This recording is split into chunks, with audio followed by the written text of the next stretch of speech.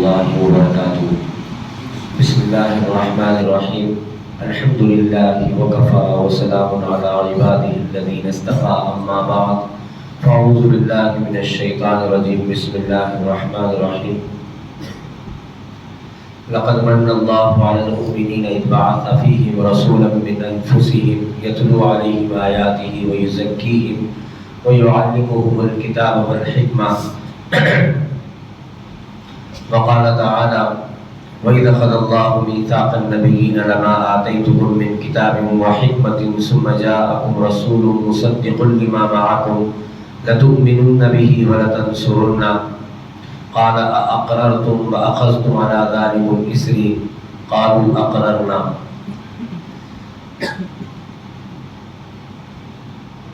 صدق الله العظيم. وقال النبي صلى الله تعالى عليه وسلم لا يؤمن أحدكم حتى يكون هواه تبعا لما جئت به أو كما قال صلى الله تعالى عليه وسلم. اللهم صل على سيدنا محمد وعلى آل سيدنا محمد وبارك وسلم. اللهم صل على سيدنا محمد وعلى آل سيدنا محمد وبارك وسلم. اللهم صل على سيدنا محمد وعلى آل سيدنا محمد وبارك وسلم. وأحسن منك لم تر قط عيني وأجمل منك لم تلد النساء خلقت مبرأ من كل عيب كأنك قد خلقت كما تشاء. سب سے پہلے مشیت کے انوار سے نقش روح محمد بنایا گیا، پھر اسی نقش سے مانگ کر روشنی بزم کون و مکان کو سجایا گیا. وہ محمد بھی احمد بھی محمود بھی، ذات مطلق کا شاہد بھی مشہود بھی، علم و دانش میں غیر محدود بھی، ظاہراً امیوں میں اٹھایا گیا. حشر کا خوف ہو کیوں گر قاسم مجھے، میرا آقا ہے وہ میرا مولا ہے وہ، جس کے دامن میں جنت بسائی گئی، جس کے ہاتھوں سے کوثر لٹایا گیا. اور ایک شاعر کہتا ہے کہ حضور آئے تو سر آفرینش پا گئی دنیا. سر آفرینش بولے تو سر پہ سے چلے گیا ہوں ہم لوگوں کے. سر آفرینش مطلب سر مانے راز، آفرینش مانے پیدائش، پیدا ہونے کا راز. حضور آئے تو سر آفرینش پا گئی دنیا، اندھیروں سے نکل کر روشنی میں آ گئی دنیا. بجھے چہروں کا زنگ اترا، ستے چہروں پہ نور آیا. حضور آئے تو انسانوں کو جینے کا شعور آیا. خرد کی شمع افروزی جنوں کی چارہ فرمائی، زمانے کو اسی امی کے صدقے میں سمجھ آئی. قابل صد احترام، قابل صد تکریم و تعظیم، قابل صد عزت بزرگان محترم، عزیزان گرامی، معزز و مکرم و محترم سامعین کرام، بھائیوں، دوستوں، بزرگوں اور ساتھیوں، ہم اور آپ اس وقت سیرت کی نسبت پر جمع ہوئے ہیں. اللہ رب العزت ہمارے جمع ہونے کو بے انتہا قبول فرمائے، اور اللہ رب العزت اس جلسے سے اور اس جمع ہونے سے، اس پروگرام سے اللہ رب العزت بولنے والے کو اور سننے والے کو، ہم سب کو اللہ بہت زیادہ فائدہ پہنچائے، فائدہ عطا فرمائے، اور یہاں سے کچھ پیغام لے کے جانے کے اللہ تعالیٰ ہم سب کو توفیق عطا فرمائے. میرے بھائیوں، زندگی بھر سنتے رہے، زندگی بھر بولتے رہے، لیکن یہ صرف سننے کا، بولنے کا کوئی فائدہ نہیں ہے جس وقت جب تک کہ ہماری زندگی عمل پہ نہیں آتی. اگر زندگی عمل پہ آ گئی، زندگی میں تبدیلی آئی، زندگی میں فرق آیا، اللہ کے رسول صلی اللہ علیہ وسلم کی محبت کو ہم محسوس کرنا شروع کرے، اور وہ محبت ہمیں اللہ کے نبی، اللہ کی اور اللہ کے نبی کی نافرمانی سے روکنے والی بنی، بچانے والی بنی، تو میرے بھائیوں پھر وہ کامیاب ہے، پھر ہمارا سننا بھی کامیاب ہے، پھر ہمارا بولنا بھی کامیاب ہے. یہ جلسوں کا یہ مقصد نہیں ہے کہ صرف بولنے والا بول کے چلا جائے، سننے والے سن لے خالی، یہ مقصد نہیں ہے. آپ بھی مکمل توجہ کے ساتھ اور مکمل اچھی اپنی نیت کو بنا کے بیٹھے. میں بھی اپنی نیت کو آپ کے سامنے بناتا ہوں کہ اللہ کے محبوب صلی اللہ علیہ وسلم کی سیرت اس غرض سے، اس مقصد سے بیان کرنے کے لیے اور سننے کے لیے ہم آئے ہیں کہ تاکہ ہماری زندگیوں میں تبدیلی آئے، انقلاب آئے، اور اللہ کے نبی صلی اللہ علیہ وسلم کی محبت کو ہم محسوس کریں، ہمارے نبی کی محبت میں ہمارا اضافہ محسوس ہو ہم کو. ہم اس لیے جمع ہوئے ہیں. تو نیت اپنی اچھی بنائیں، انشاءاللہ فائدہ ہوگا اور واپس جاتے ہوئے فرق محسوس ہوگا. اگر صرف کانوں کی لذت کے لیے سننا ہے یا صرف جلسہ وہ بس یہ نہیں ہے کہ تم تھوڑا ٹائم گزاریں گے، وقت گزاریں گے اور کچھ سن کے واپس چلے جائیں گے تو اس سے فائدہ نہیں ہوگا. ہاں ثواب مل جائے گا جتنی دیر آپ مسجد میں بیٹھیں گے ثواب ملے گا، جتنی دیر تک اللہ کے رسول صلی اللہ علیہ وسلم کا تذکرہ سنیں گے ثواب ملے گا. لیکن یہ اصل مقصد نہیں ہے اس جلسے کا کہ آپ تھوڑا ثواب کما کے واپس چلے جائیں. جلسے کا مقصد رکھنے والے یہ سوچ کے رکھیں تاکہ ہماری زندگی میں تبدیلی آئے، تاکہ اس وقت کے جو حالات ہیں، اس وقت جو میرے بھائیو جس دور سے ہم گزر رہے ہیں، یقین مانیے یہ تاریخ کا سب سے نازک دور ہے اور سب سے خطرناک دور ہے جس سے ہم اس وقت گزر رہے ہیں. ہم اور آپ، آنے والی نسل پتہ نہیں کیسا دور دیکھے گی. ہم جو دور دیکھ رہے ہیں قیامت کا دور ہے، یہ بڑا خطرناک دور ہے. یہ ایمان محفوظ ہونا مشکل ہو گیا، کردار کی حفاظت کرنا مشکل ہو گیا، دین کی بات سننا مشکل ہو گیا. گھنٹوں گیم کھیلنا آسان ہے، گھنٹوں سیریلز دیکھنا آسان ہے. ایک رات میں کتنے نوجوان ایسے جو مکمل ایک ویب سیریز دیکھ لیتے ہیں، جو تقریباً ایک آدھے گھنٹے کے، ایک گھنٹے کا ایک سیریل بھی اگر ہوگا تو 10 گھنٹے، 8 گھنٹے ایک ساتھ بیٹھ کے دیکھ لیتے ہیں، ان کے لیے آسان ہے. لیکن دین کی بات سننے کے لیے تھوڑا سا وقت نکالنا اس وقت بے انتہا مشکل ہو چکا ہے، بہت زیادہ مشکل ہے. گیم کھیلتے، گھنٹوں کھیلتے گیم، PUBG کھیل رہے بچے، نوجوان بچے گھنٹوں اس میں لگے ہوئے ہیں. اگر اس وقت کہا جائے، کوئی انسان آ کے کہے ہمارے درمیان کہ الحمدللہ ہمارے بچے موبائل سے دور ہیں اور ہمارے بچے موبائل نہیں لیتے، موبائل استعمال نہیں کرتے، موبائل کے بغیر ان کی پرورش ہو رہی ہے، تو میرے بھائیوں دوسرے لوگ اس کو ایلین سمجھیں گے، دوسری دنیا سے آیا ہوا انسان سمجھیں گے. اس کو بولیں گے تم کون سی دنیا میں رہتے ہو. عوام خواص سب کا یہی حال ہے کہ ہمارے بچے کھانا تک نہیں کھاتے بغیر موبائل کے. موبائل ملے گا تو کھانا کھائیں گے، بغیر موبائل کے کھانا بھی نہیں کھاتے. ماں موبائل لے کے بیٹھی ہوئی ہے، جی حضوری کر رہی ہے، منت سماجت کر رہی ہے، بیٹا یہ دیکھ لو، بیٹا یہ دیکھ لو، اور وہ کوئی چیز دیکھتا ہوا کھانا کھا رہا ہے اور ماں کھلا رہی ہے اس کو. یہ حال اس وقت ہماری نسل کا ہو گیا. میرے بھائیوں یہ خطرناک دور ہے. یہ دور اللہ کے رسول صلی اللہ علیہ وسلم کی سیرت سننے کے لیے لوگ وقت نہیں نکال سک رہے. اس دور کے اندر اللہ کے نبی کی سیرت کے لیے وقت نہیں نکال رہے.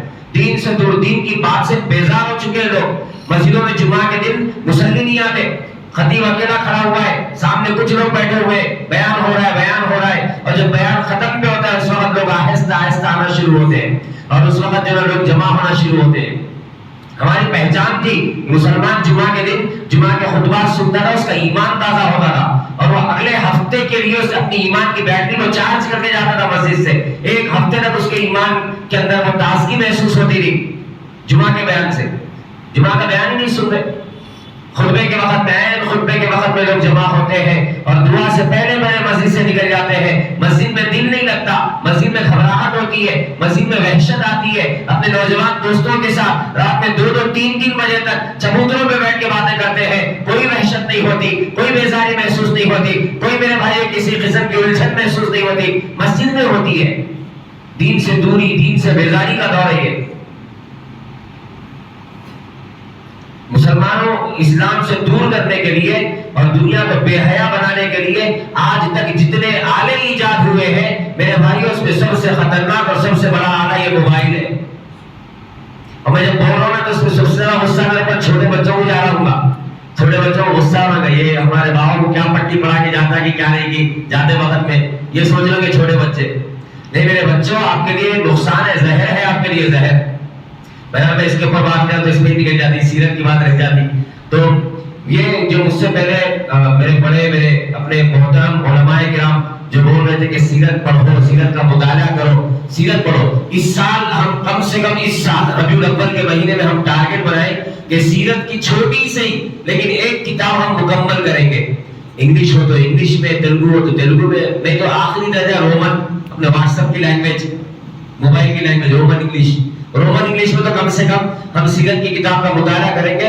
کچھ نہیں تو چھوٹی سی کتاب، کوئی سی ہمارے حضور پڑھ لیجیے آپ، یا جو ہے نا ذکر حبیب پڑھ لیجیے حضرت مولانا عبدالغنی صاحب دامت برکاتہ کی چھوٹی کوئی کتاب، سیرت کی کوئی کتاب اس سال ہم اپنے گھر کے اندر مکمل کریں گے. گھر کے بچے بھی سنیں گے، گھر کے بڑے بھی سنیں گے، گھر کی خواتین بھی سنیں گی. ایک کتاب سیرت کی کم سے کم زندگی میں ایک مرتبہ تو ہم پڑھیں. اللہ کے نبی انشاءاللہ آئندہ اور تھوڑی بڑی کتاب پڑھیں گے، اس مرتبہ چھوٹی کتاب کم سے کم. ربیع الاول کی نسبت سے اتنا تو ہونا چاہیے. آج یہ حال ہے میرے بھائیوں کے ہم خود نہیں جانتے اپنے نبی کے بارے میں. ہم غیروں سے کیا شکوا کریں، غیروں کے بارے میں کیا بولے.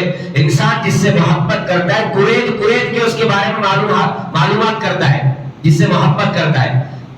کسی کرکٹ پلیئر سے محبت ہے تو اس کے بارے میں انٹرنیٹ پہ اس کا پورا اس کی اسٹیٹسٹک دیکھتے ہیں، پورے زندگی بھر کی پوری دیکھتے ہیں کہانی اس کی، بچپن کی فوٹو اٹھا کے دیکھتے ہیں کہ اس سے محبت ہے، بچپن کی فوٹو دیکھتے ہیں، کتنے سنچریز مارا ہوا ہے، کتنے رن بنایا ہوا ہے، کتنے وکٹس لیا ہوا ہے، کتنے چھکے مارا ہوا ہے، کتنے فورس مارا ہوا ہے، سارا ریکارڈ گوگل پہ آ کے سرچ کرتے ہیں جو اس سے محبت ہے، اس سے تعلق ہے۔ ایسے ہزار لاکھوں کروڑوں محبتوں سے بڑھ کے میرے بھائیو محمد رسول اللہ صلی اللہ علیہ وسلم کی محبت ہے، وہ ہیں تو ہم ہیں، ان کا نام نامی اس میں گرامی ہے تو ہماری رگوں میں میرے بھائیو خون دوڑتا ہے اور ہمارے دل کے اندر دھک دھک کی آواز آتی ہے، اگر ہمارے نبی ہے تو سب کچھ ہے ہمارے لیے۔ لیکن اللہ کے نبی کی سیرت کے بارے میں کتنا شوق ہے ہم کو، کتنی معلومات ہے۔ ایک واقعہ مجھے یاد آیا عرب کنٹریز کا، عرب کے کسی کالج میں، عرب کے اندر فٹ بال کا شوق ہے، جیسے ہمارے علاقوں کے اندر کرکٹ کا شوق ہے، عرب کے لوگوں کو فٹ بال کا شوق ہے۔ تو ایک یونیورسٹی کے اندر کلاس میں اچانک کوئی دین سے تعلق رکھنے والے بہت زیادہ دینی شخصیت وہ داخل ہو گئے، استاد نہیں آیا تھا، ان سے کہا گیا کہ آپ جا کے تھوڑا جائزہ لے لیں بچوں کا۔ تو بڑے بچوں کی کلاس ڈگری پتہ نہیں کیا تھا، تو بڑے بچوں کی کلاس میں وہ صاحب چلے گئے، جا کے انہوں نے سوچا کہ ان کا امتحان نہیں بچوں کا، سارے مسلمان، عرب کنٹری ہے، سارے مسلمان ہیں، اسلامک یونیورسٹی ہے، اور اس میں جا کے انہوں نے پوچھا کہ میں آپ سے کچھ سوالات کرتا ہوں، دیکھیں کس کو معلوم ہے۔ تو انہوں نے پوچھا کہ بتاؤ اس وقت جو ہے نا برازیل کی جو فٹ بال ٹیم ہے اس کے پلیئروں کے نام کیا ہے، جو کرنٹ فٹ بال ٹیم اس وقت ورلڈ کپ کھیلنے جا رہی ہے اس کے پلیئرز کے نام کیا ہے بتاؤ۔ تو کس کو معلوم ہے، وہ تو کوئی ایک بھی ایسا نہیں تھا جو ہاتھ نہیں اٹھایا ہو، سارے کے سارے ہاتھ اٹھائے، ہمیں معلوم ہے۔ کسی سے کھڑا کر کے نام بھی پوچھا تو نام بتایا، جو ایکسٹرا پلیئر ہوتے ہیں جو بینچ پہ بیٹھنے کے لیے جاتے ہیں ساتھ میں، ضرورت پڑی تو ان کو کھلایا جائے گا، ویسے پلیئروں کے نام بھی بتا دیے۔ انہوں نے پوچھا کہ اللہ کے رسول صلی اللہ علیہ وسلم کی کتنی بیٹیاں تھیں اور ان کے نام کیا تھے، یہ کس کو معلوم ہے بتاؤ۔ عرب کنٹری، اسلامک یونیورسٹی، اور اس کے اندر وہ بچے، اور ان میں سے کوئی ایک بھی ہاتھ اٹھانے کو تیار نہیں ہے۔ ایک بچے نے ڈرتے ڈرتے ہاتھ اٹھایا اور کہا مجھے تھوڑا بہت معلوم ہے۔ اس سے پوچھا تم بتاؤ، تو اس نے کہا کہ ایک بیٹی کا نام فاطمہ تھا، ایک بیٹی کا نام خدیجہ تھا۔ یہ حالت ہے میرے بھائیوں، اور تقریباً ایسی حالت ہمارے پاس بھی ہے۔ اللہ کے نبی صلی اللہ علیہ وسلم کی بیٹیوں کے نام کیا ہے، ازواج مطہرات کے نام کیا ہے، اللہ کے رسول صلی اللہ علیہ وسلم کہ زندگی کے ابتدائی واقعات سناؤ، اللہ کے نبی صلی اللہ علیہ وسلم کے والدین کے نام کیا تھے، دادا دادی کے نام کیا تھے، ہم میں سے اکثر کو نہیں معلوم، اور کبھی شوق بھی نہیں ہوا معلوم کرنے کا۔ پھر یہ محبت کیسی محبت ہے کہ جو ہمارا محبوب ہے اس کے بارے میں جاننے کے لیے بھی تیار نہیں ہے۔ میرے بھائیوں، ہمارے نبی صلی اللہ علیہ وسلم پوری کائنات کی سب سے مقدس ترین ہستی، سب سے بابرکت ہستی، سب سے زیادہ اللہ رب العزت نے اپنے محبوب کو پیار دیا ہے اور اپنے محبوب سے پیار کیا ہے اور اپنے محبوب کا مقام و مرتبہ بتایا ہے۔ میرے بھائیوں، اللہ کے رسول صلی اللہ علیہ وسلم کی شان کو ہم سمجھ نہیں سکتے مکمل طور پہ، ہمارے پاس وہ ذہن نہیں، وہ صلاحیت نہیں، اور ہماری پہنچ وہاں تک نہیں ہے کہ ہم اللہ کے نبی صلی اللہ علیہ وسلم کی شان کو پہچان سکے صحیح طریقے سے۔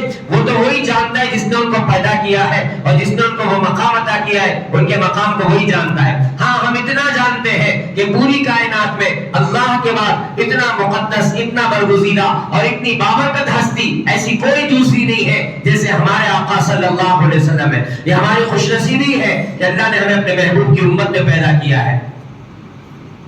ایک واقعے سے میں اپنی بات کو شروع کرتا ہوں۔ بخت نصر ایک بادشاہ تھا اور بنی اسرائیل کے لیے تو یہ بڑا خطرناک تھا، اس نے ہزاروں لاکھوں بنی اسرائیلوں کو قتل کیا تھا اور ہیکل سلیمانی کو برباد کیا تھا، تباہی مچائی تھی، اور ملا کہ 80,000 بنی اسرائیلیوں کو، یہودیوں کو، اور اپنے ساتھ گرفتار کر کے یہ اپنے شہر بابل لے گیا اور وہاں کے قید میں ڈال دیا اور 100 سال تک قید میں ڈالے رکھا بخت نصر۔ یہ اس کے بعد دوسرے اور آخر میں پھر بچ کے نکلے کچھ لوگ۔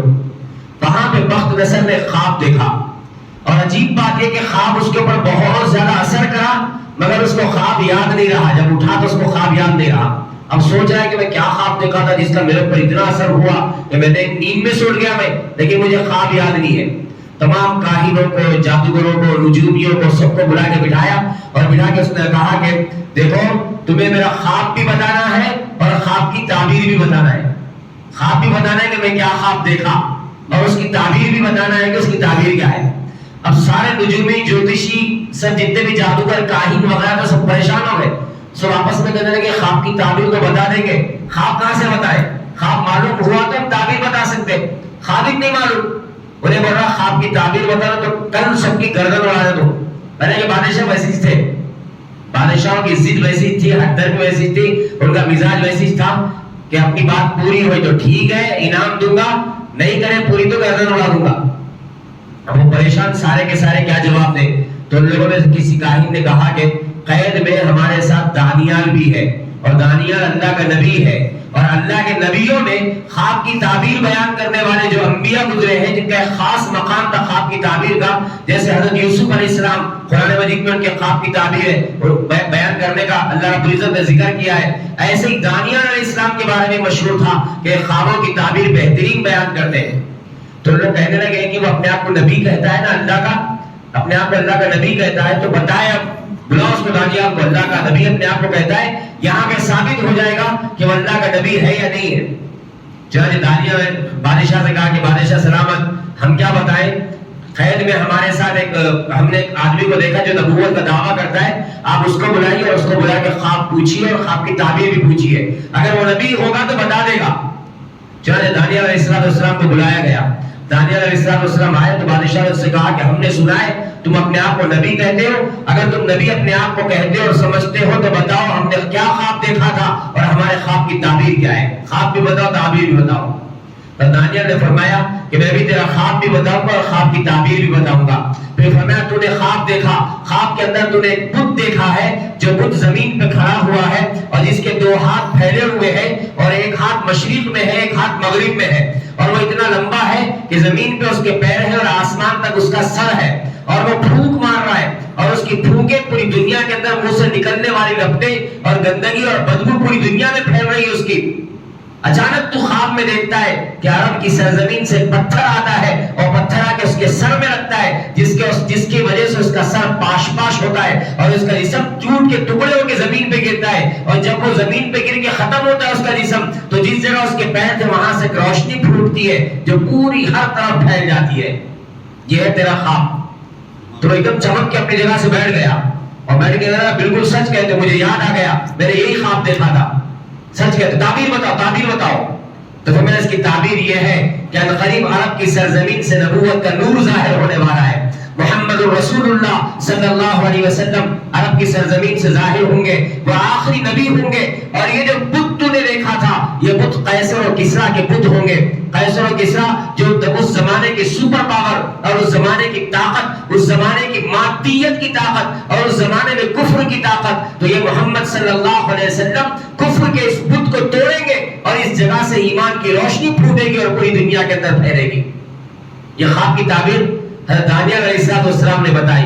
اور میرے بھائیو یہی ہوا, ایسے ہی ہوا کہ 23 سال کے قلیل عرصے میں اللہ کے رسول صلی اللہ علیہ وسلم نہ صرف آپ نبوت کا اعلان آپ نے فرمایا, بلکہ اس کے بعد آپ نے ایک ایسی جماعت, ایسی امت تیار کی جن کے گھوڑوں کے قدموں کے نیچے دنیا کی بڑی بڑی طاقتیں لرزتی تھی اور بڑی بڑی سرزمینیں ان کے گھوڑوں کے ٹاپوں کے قدموں کو چومتی تھی. اللہ کے نبی صلی اللہ علیہ وسلم کی یہ شان ہے. ہر نبی نے اپنے زمانے میں اللہ کے نبی صلی اللہ علیہ وسلم کا تذکرہ کیا ہے, ہر نبی نے تذکرہ کیا ہے. ہمارے نبی شان والے, ہمارے نبی عظمت والے, ہم ان کی عظمت کو مکمل تو نہیں سمجھ سکتے مگر جتنا سمجھ سکتے وہ اتنا سمجھ سکتے کہ سب سے عظیم انسان ہمارے نبی صلی اللہ علیہ وسلم, ان سے محبت ہمارا ایمان ہے. ہر نبی نے اپنے زمانے میں اپنی امت کو اللہ کے رسول صلی اللہ علیہ وسلم کے بارے میں خبر دی ہے. خاص طور پہ جتنی بڑی بڑی کتابیں آئی ہیں, توریت, زبور, انجیل, تمام کتابوں میں ہمارے نبی صلی اللہ علیہ وسلم کا تذکرہ ہے. بلکہ وہ کتابیں جو آسمانی کتابیں نہیں مانی جاتی, پہلے زمانے کے لوگوں نے لکھی ہوئی ہے, اللہ نے اپنے محبوب کا تذکرہ ان سے بھی کروایا ہے. اور ہندوؤں کے اور غیر مسلموں کی وہ کتابوں میں بھی ہمارے نبی کا تذکرہ ملتا ہے. اور یہ ان کے خود بڑے لوگوں نے گواہی دی ہے کہ اس سے مراد محمد صلی اللہ علیہ وسلم ہے. کل کی اوتار جس کو کہتے ہیں وہ لوگ, یعنی پوری دنیا کا سب سے بڑا انسان. حضرت آدم علیہ السلام دنیا سے جانے لگے, شیس علیہ السلام سے فرمایا آدم علیہ السلام نے کہ شیس تقوی اختیار کرو, اور دیکھو جب بھی اللہ کا ذکر کرنا محمد کا ذکر ساتھ میں ضرور کرنا. انہوں نے پوچھا محمد کون ہے؟ تو فرمایا جب میری آنکھ کھلی تھی اور میرے جسم میں روح ڈالی گئی تھی، میں نے عرش کے پائے پہ لکھا ہوا دیکھا تھا لا الہ الا اللہ محمد رسول اللہ۔ حضرت آدم نے کہا میں جنت میں گھوما ہوں، جہاں جہاں جنت میں میں گیا ہوں ہر جگہ میں نے لکھا ہوا دیکھا ہے لا الہ الا اللہ محمد رسول اللہ۔ کہنے لگے میں نے اس نبی کا نام اور اس نبی کا نام میں نے جنت کے درختوں کے پتوں پہ لکھا ہوا دیکھا ہے، طوبا کے پتوں پہ، سدرۃ المنتہا کے پتوں پہ میں نے یہ نام لکھا ہوا دیکھا ہے محمد۔ تکبیر میں، کلمے میں، نمازوں میں، اذان میں ہے نام الہی سے ملا نام محمد۔ کہتے ہیں کہ آدم کے لیے خلد بری میں طوبا پہ لکھا ہوا ملا نام محمد صلی اللہ علیہ وسلم۔ اس نام کی لذت دل عشاق سے پوچھو، جان آ گئی تن میں جو لیا نام محمد صلی اللہ علیہ وسلم۔ تو شیس علیہ السلام کو آدم علیہ السلام نصیحت کر کے جا رہے ہیں کہ میری نسل میں میرے بعد پیدا ہونے والا نبی ہے اور یہ نبی ایسا ہے کہ اس کا نام میں نے ہر جگہ لکھا ہوا دیکھا ہے۔ میرے بھائیوں، اتنے عظیم الشان نبی بھیجا اللہ نے سب سے آخر میں، لیکن فیصلہ کیا بھیجنے کا سب سے پہلے بھیجنے کا فیصلہ کیا۔ اللہ کا علم میرے بھائیوں، اللہ کا علم لامحدود ہے، اللہ کا علم لامحدود ہے۔ آج جو ہونے والا ہے اللہ ہمیشہ سے جانتے تھے کہ یہ ہونے والا ہے، اور آج سے 10 کروڑ سال کے بعد جو ہونے والا ہے اللہ وہ بھی جانتے ہیں۔ تو سب سے پہلے اللہ رب العزت نے دنیا کو بسانے کا بنانے کا فیصلہ فرمایا تھا، تو اس وقت اللہ رب العزت نے سب سے پہلے اپنے محبوب کو بنانے کا فیصلہ فرمایا۔ چنانچہ حضرت مولانا اشرف علی تھانوی رحمۃ اللہ علیہ نے یہ لکھا ہے کہ اللہ کے رسول صلی اللہ علیہ وسلم نے حضرت جبرائیل سے پوچھا جبرائیل تمہاری عمر کتنی ہے؟ نشر الطیب ایک کتاب ہے حضرت مولانا اشرف علی تھانوی رحمۃ اللہ علیہ کی سیرت پہ، اس میں شروع میں لکھی ہے یہ حدیث، فرماتے ہیں کہ پوچھا جبرائیل سے تمہاری عمر کتنی ہے؟ انہوں نے کہا یا رسول اللہ کتنی ہے وہ تو نہیں معلوم، البتہ اتنا معلوم ہے کہ ایک ستارہ نکلا کرتا ہے 70,000 سال میں ایک ستارہ نکلتا ہے، اور اس ستارے کو میں نے 72,000 مرتبہ دیکھا ہے۔ 70,000 سال میں ایک مرتبہ اللہ رب العزت کے حضور ایک روشنی ظاہر ہوتی تھی، اس روشنی کو، اس ستارے کو، اس نور کو میں نے 72,000 مرتبہ دیکھا ہے۔ تو اللہ کے نبی صلی اللہ علیہ وسلم نے فرمایا کہ جبرائیل وہ میرا نور تھا جو ظاہر ہوا کرتا تھا، اللہ نے سب سے پہلے میرا نور پیدا فرمایا، میرے نور کی تخلیق فرمائی۔ اب اس کو اگر آپ حساب کر کے دیکھیں گے تو تقریباً بنتا ہے 5 ارب 5 کروڑ سال بنتے، 5 ارب 5 کروڑ سال۔ حضرت جبرائیل علیہ السلام کی عمر تقریباً اتنی۔ تو آپ اندازہ لگائیے کہ دنیا بنانے سے پہلے حدیث میں اللہ کے نبی نے فرمایا کہ دنیا بنانے سے 2000 سال پہلے اللہ نے سورہ رحمان کی تلاوت فرمائی فرشتوں کے سامنے۔ تو فرشتوں نے کہا مبارک ہے وہ سینے جو اس کو یاد کریں گے، محفوظ کریں گے، اور مبارک ہے وہ زبانیں جو اس کی تلاوت کریں گی۔ 2000 سال پہلے اللہ نے سورہ رحمان کی تلاوت فرمائی، یعنی اس امت کو اور اس امت کے لیے اس نبی کو اور اس نبی کے واسطے پوری کائنات کو بنانے کا فیصلہ میرے بھائیوں بہت پہلے اللہ رب العزت نے کر لیا تھا۔ کئی حدیثوں میں ثابت ہوتا ہے کہ اللہ رب العزت تمام انبیاء کو جمع فرمایا، تمام انسانوں کو جمع فرمایا، تو اللہ رب العزت نے اس وقت پوچھا تھا کہ کیا میں تمہارا رب نہیں ہوں؟ تو ساروں نے کہا تھا کیوں نہیں؟ کہتے کہ سارے پہلے خاموش تھے، سب سے پہلے اللہ کے رسول صلی اللہ علیہ وسلم نے فرمایا تھا بلا، تو پھر اس کی آواز کے بعد ساروں نے اپنی آواز ملائی اور کہا ہاں کیوں نہیں، پہلے آپ نے کہا سب سے۔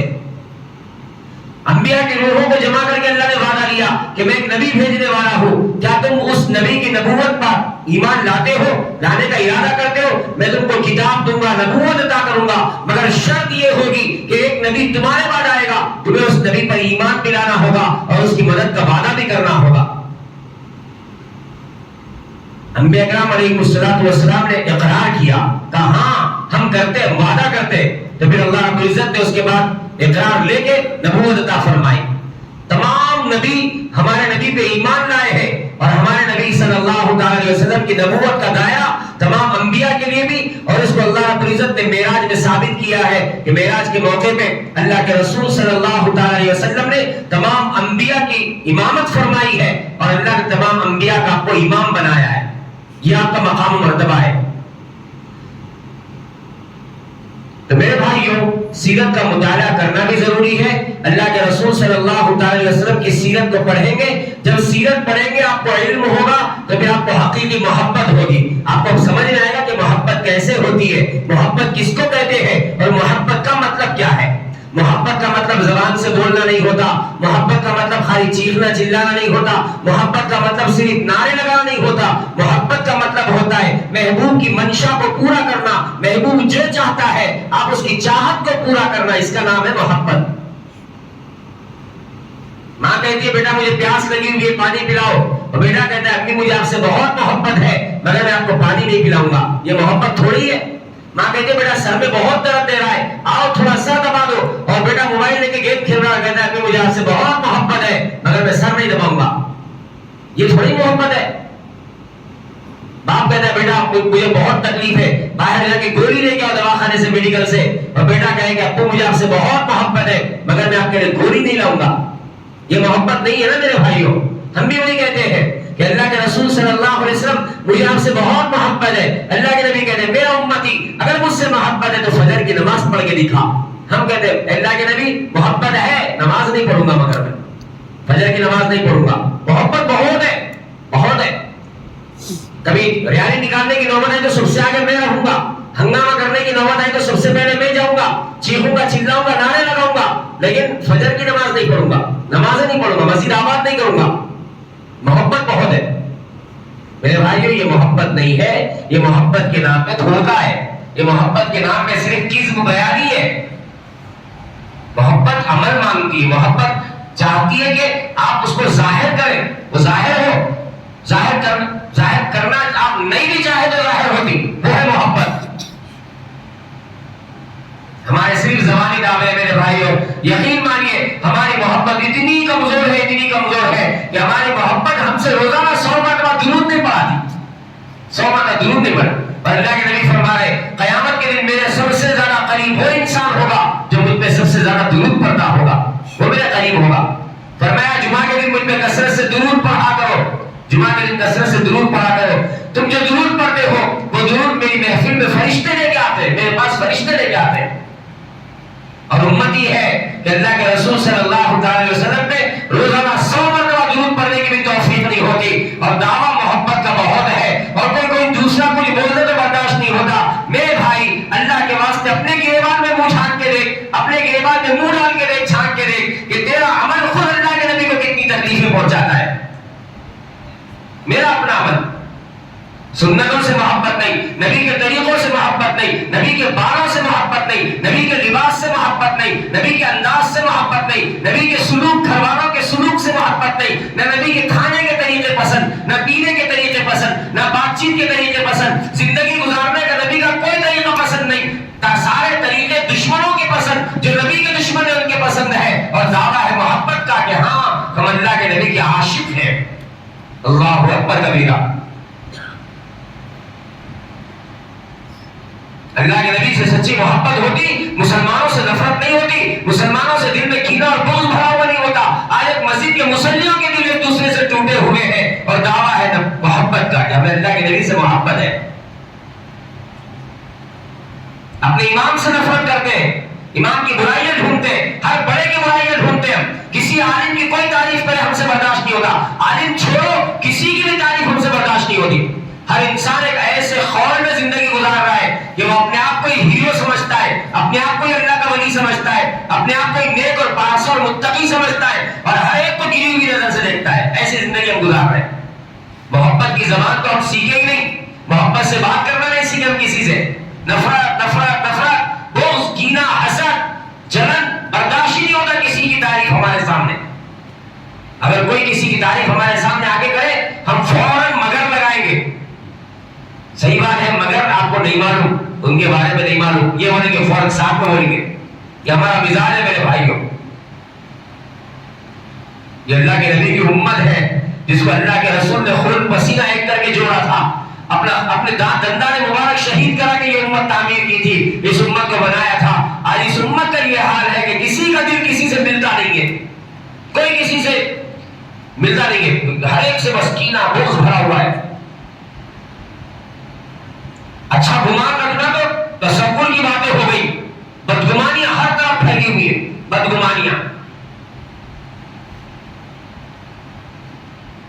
میرے بھائیوں، اللہ کے رسول صلی اللہ علیہ وسلم کی سیرت یا حدیث بیان کرے گا ضرور آپ کے سامنے، اس لیے کہ موقع ہے، تھوڑا کچھ حصہ سیرت کا ضرور آپ کے سامنے بیان کروں گا، مگر صرف سن لینا کافی نہیں ہے میرے بھائیوں، عمل کی نیت سے سنے کہ انشاءاللہ آپ کی زندگیوں کو بدلیں گے۔ اللہ کے نبی صلی اللہ علیہ وسلم محبت کے پیغمبر ہے، محبت لے کے دنیا میں آئے ہیں، ہر امتی بھی محبت، سراپا محبت بننا چاہیے، سراپا محبت بننا چاہیے۔ اور اس وقت ہمارے ملک کے حالات کا تقاضا ہے کہ ہم میرے بھائیوں نفرتیں اور کدورتیں اپنے دلوں سے نکالیں، کدورتیں اپنے دلوں سے مٹائیں، ہم ماحول بہتر بنائیں، ہم اخلاق کا ماحول بنائیں، ایک دوسرے کا خیال کریں، ایک دوسرے سے پوچھیں، ایک دوسرے کے دکھ درد میں ساتھی بننے کی کوشش کریں۔ آج اس وقت حالت یہ ہے، میرا کام، میرا فائدہ، میری بیوی، میرے بچے، میرا گھر، بس یہی میری زندگی ہے، میرے پڑوس میں کیا ہو رہا ہے مجھے اس کی فکر نہیں ہے، مسلمانوں کے ساتھ کیا ہو رہا ہے مجھے اس کی فکر نہیں ہے۔ ایک زمانہ تھا جب ہم سنتے تھے کہ کوئی مسلمان بچی کسی غیر مسلم کے ساتھ جا کے شادی کر لی، تڑپ جاتے تھے لوگ، لیکن اتنی کثرت ہو گئی ہے ایسے واقعات کی کہ ہم سن کے اس کو صرف واٹس ایپ پہ سرسری نظر ڈال کے پوری خبر بھی نہیں پڑتا، انسان اس کو اسکرال کر کے اوپر کر دیتا ہے، ختم ہی ہو گیا۔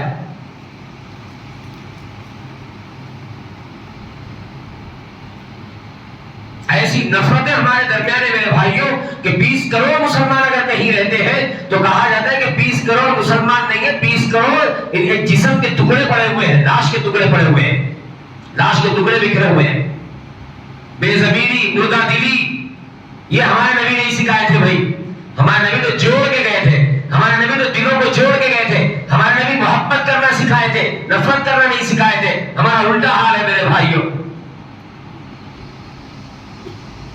تعلق آپس میں اچھا بنائے، بہتر تعلق بنائے، اخلاق کے روابط رکھے، جو سنتے اس پہ عمل کرنے کی کوشش کرے، اچھا ماحول بنائے۔ اس وقت سب سے زیادہ ضرورت میرے بھائیوں مسلمانوں کو اچھا ماحول بنانے کی ہے۔ یاد رکھیں صرف بیانوں سے زندگیاں نہیں بدلتی، لوگوں کی زندگیاں بدلتی ماحول سے۔ ہم نے اپنے محلے کا ماحول، اپنی مسجد کا ماحول ایسا بنائے کہ ہماری مسجد سے، ہمارے محلے میں جتنے نوجوان ہیں وہ سارے کے سارے نوجوان اس ماحول کا حصہ بنے، قریب آئیں، امام صاحب کے ساتھ وقت گزاریں، مولانا کے ساتھ وقت گزاریں، تھوڑا عالم صاحب کے ساتھ ہفتے میں ایک آدھا دن مل کے بیٹھیں، مسئلے مسائل پوچھیں، اپنے عقیدے درست کریں، اپنا قرآن صحیح کریں، اپنی نماز صحیح کریں، معلوم کریں، کوئی ڈاؤٹ دل میں تو معلوم کریں۔ کتنے مسلمان ایسے ہیں جو ڈاؤٹس لے کے زندگی گزار رہے ہیں، ایمان نہیں رہا۔ اگر ایمان میں شک پیدا ہوتا ہے ایمان باقی نہیں رہتا، ایمان یقین کا نام ہے۔ امام بخاری رحمۃ اللہ لکھتے ہیں الایمان هو الیقین کلہ، ایمان سراپا یقین کا نام ہے، شک کا ایک بیج بھی اگر اس کے اندر پڑ گیا ایمان باقی نہیں رہتا۔ کتنے شکوک و شبہات اپنے ذہن میں لے کے ہم زندگی گزار رہے ہیں۔ کبھی جا کے کسی عالم سے سامنے بیٹھ کے پوچھیں کہ میرے کو یہ شک ہے، یہ شک ہے، یہ شک ہے، تقدیر کے بارے میں میرے یہ شکوک ہیں، آپ ذرا صحیح کر دیجئے، مجھے ڈر ہو رہا ہے۔ تو معارف الحدیث کے شروع میں تقدیر کا بیان ہے، تو اثر کے بعد میں پڑھ رہا تھا تقدیر کا بیان، اس کے بعد جو ایک نوجوان مل کے کھڑے ہو کے رو رہا ہے، زار و خطر رو رہا ہے، بولے کیا ہوا بھائی، بات بولو کیا ہے؟ مولانا میرے کو ڈر ہے کہ میں کافر ہو گیا کیا، کافر ہو گیا کیا؟ میرے کو بہت زمانے سے تقدیر کے بارے میں الٹے سیدھے شکوک و شبہات آتے تھے، آج پڑھے تو جو نا سمجھ میں تھوڑا تھوڑا آیا، پورا تو نہیں سمجھ میں آیا، تھوڑا تھوڑا آیا، مگر اتنا سمجھ میں آ رہا کہ تقدیر پہ ایمان لانا ضروری ہے، اور مجھے ڈاؤٹ ہے تو میں کافر ہو گیا کیا، میرے کو ڈر ہو رہا ہے، میرے کو صحیح سمجھ میں نہیں آ رہا، میری حالت خراب ہے میری اس وقت۔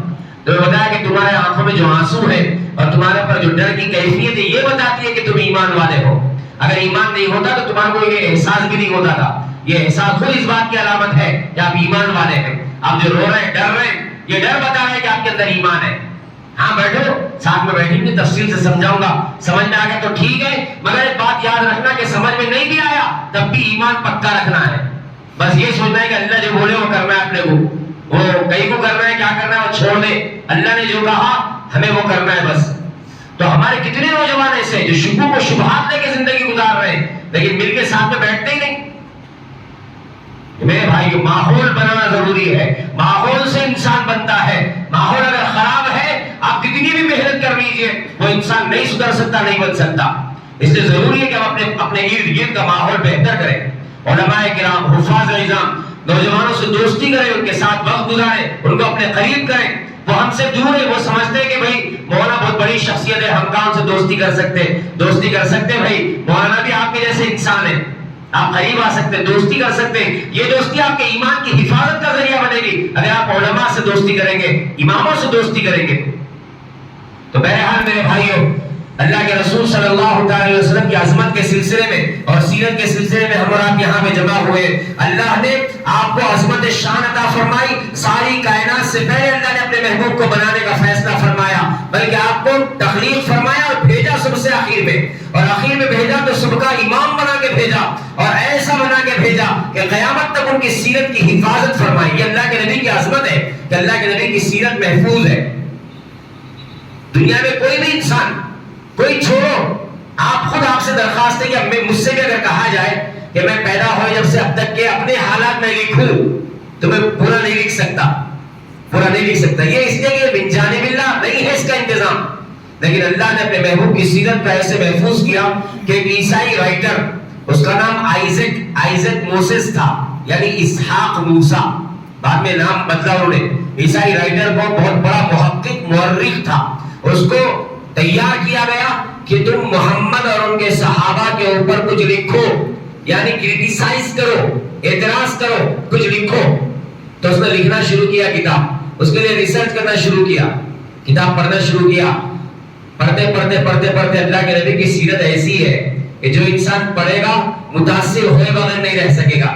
پڑھنا شروع کیا، ایک اور عیسائی رائٹر نے لکھا ہے، دا 100 بک لکھی ہے، سب سے پہلا نام محمد صلی اللہ علیہ وسلم لکھتا ہے، حالانکہ ہے عیسائی۔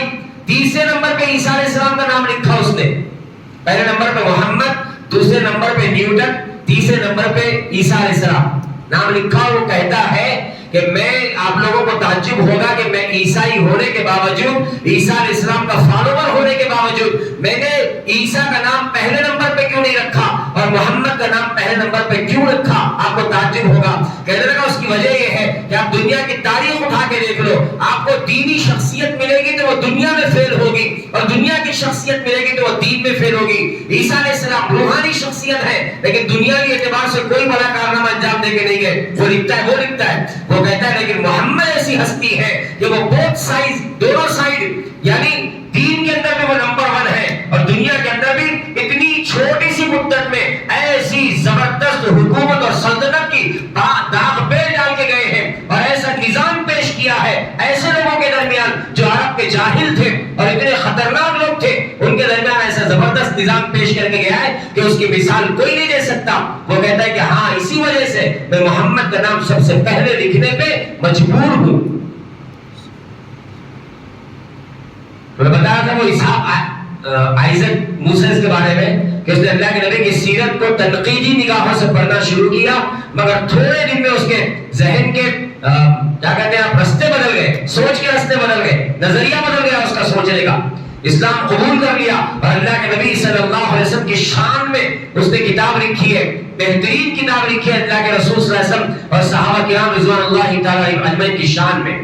یہ اللہ کے نبی کی سیرت ہے میرے بھائیوں، جو پڑھتا ہے متاثر ہوتا ہے۔ ہمارا مسئلہ یہ ہے کہ وہ کتاب نہ ہم پڑھے سیرت، نہ ہم نے کسی کے سامنے پیش کی ہے، اور اب تو ہمارا یہ حال ہے کہ عملی طور پہ، پریکٹیکلی طور پہ بھی ہمارے اندر اللہ کے نبی صلی اللہ علیہ وسلم کے اخلاق، سکھائے ہوئے اخلاق نہیں ہے، یعنی عملی طور پہ بھی ہم کوئی نمونہ بن کے لوگوں کے سامنے نہیں آ رہے۔ ہم ایسے کہ ہم کو دیکھ کے دوسرے لوگ اسلام کے قریب آنے کے بجائے اور دور ہو جاتے، ہمارے معاملات خراب ہیں، کاروبار کی جگہ پہ ہمارا لین دین خراب ہے، بیوی بچوں کے ساتھ ہمارا سلوک خراب ہے۔ کتنے مسلمان ہیں جو اپنی بیویوں پہ ظلم کرتے ہیں، اپنے بچوں پہ ظلم کرتے ہیں، اپنے پڑوسیوں کے ساتھ بد زبانی کرتے ہیں، گالی گلوچ کرتے ہیں۔ کتنے مسلمان ہیں جو بات کہے تو گالی دیتے ہیں۔ یہ اچھے اثرات ہیں، اچھے اثرات پڑیں گے اس سے؟ قرضے لے کے ڈبا دیتے ہیں کتنے مسلمان، قرضے لے کے ڈبا دیتے ہیں۔ یہ ہمارے معاملات ہیں میرے بھائیوں، جو غیر مسلم دیکھ کے اسلام سے اور زیادہ چڑھتا ہے، نفرت کرتا ہے۔ صفائی ستھرائی میں ہم پیچھے ہیں، حالانکہ ہمیں سکھایا گیا کہ نظافت اور پاکی آدھا ایمان ہے، اور ہمارا یہ حال ہے کہ آپ کسی بھی مسلمانوں کے علاقے میں چلے جائیں، آپ غیر مسلم کے علاقے میں، مسلمانوں کے علاقے میں اپنی آنکھوں سے دیکھ کے فرق کریں گے، آپ صرف سڑکیں دیکھ کے بتائیں گے کہ مسلمانوں کا علاقہ ہے۔ کہیں پہ گھر کے سامنے کچرا پڑا ہوا ہے، کہیں پہ گھر کے سامنے کی نالی میں گندگی ڈالتے ہیں، گھر کی ساری نکال کے۔ بعض اگر پلاٹ خالی ہوگا پورے مسلمان کچرا وہیں پہ ڈالیں گے، اطراف والے پلاٹ خالی ہوگا تو پوری گندگی وہیں ڈالتے ہیں، وہ بازو کے گھر میں سے گندگی پھینکتے ہیں، یہ احساس نہیں ہوتا کہ یہ گندگی یہاں پہ جمع ہوگی تو اس کی وجہ سے جو آب و ہوا میں تعفن اور بدبو پھیلے گی اور جراثیم اور بیماریاں پھیلے گی وہ ہمارے گھر کو سب سے پہلے متاثر کرے گی، احساس نہیں ہے۔ غیر مسلموں کے محلے میں چلے جائیے آپ، بظاہر صاف پاکی دیکھیں گے، آپ صفائی دیکھیں گے، ہمارے رہن سہن ایسے میرے بھائیوں، ہمیں بدلنا ہوگا، اپنے آپ کو بدلنا ہوگا، سیرت اس نیت سے پڑھنا ہوگا کہ اللہ کے رسول صلی اللہ علیہ وسلم کی تعلیمات اور ہدایت پہ میں عمل کروں گا۔ اللہ کے نبی دنیا کی عزتیں اور شرافتیں بھی لے کے آئے تھے اور آخرت کی شرافتیں۔ مسلمان صرف آخرت نہیں میرے بھائیوں، مسلمان دنیا میں بھی ایسی زندگی گزارتا ہے کہ بہترین انسان بن کے زندگی گزارتا ہے، آخرت تو ہے ہی ہماری منزل۔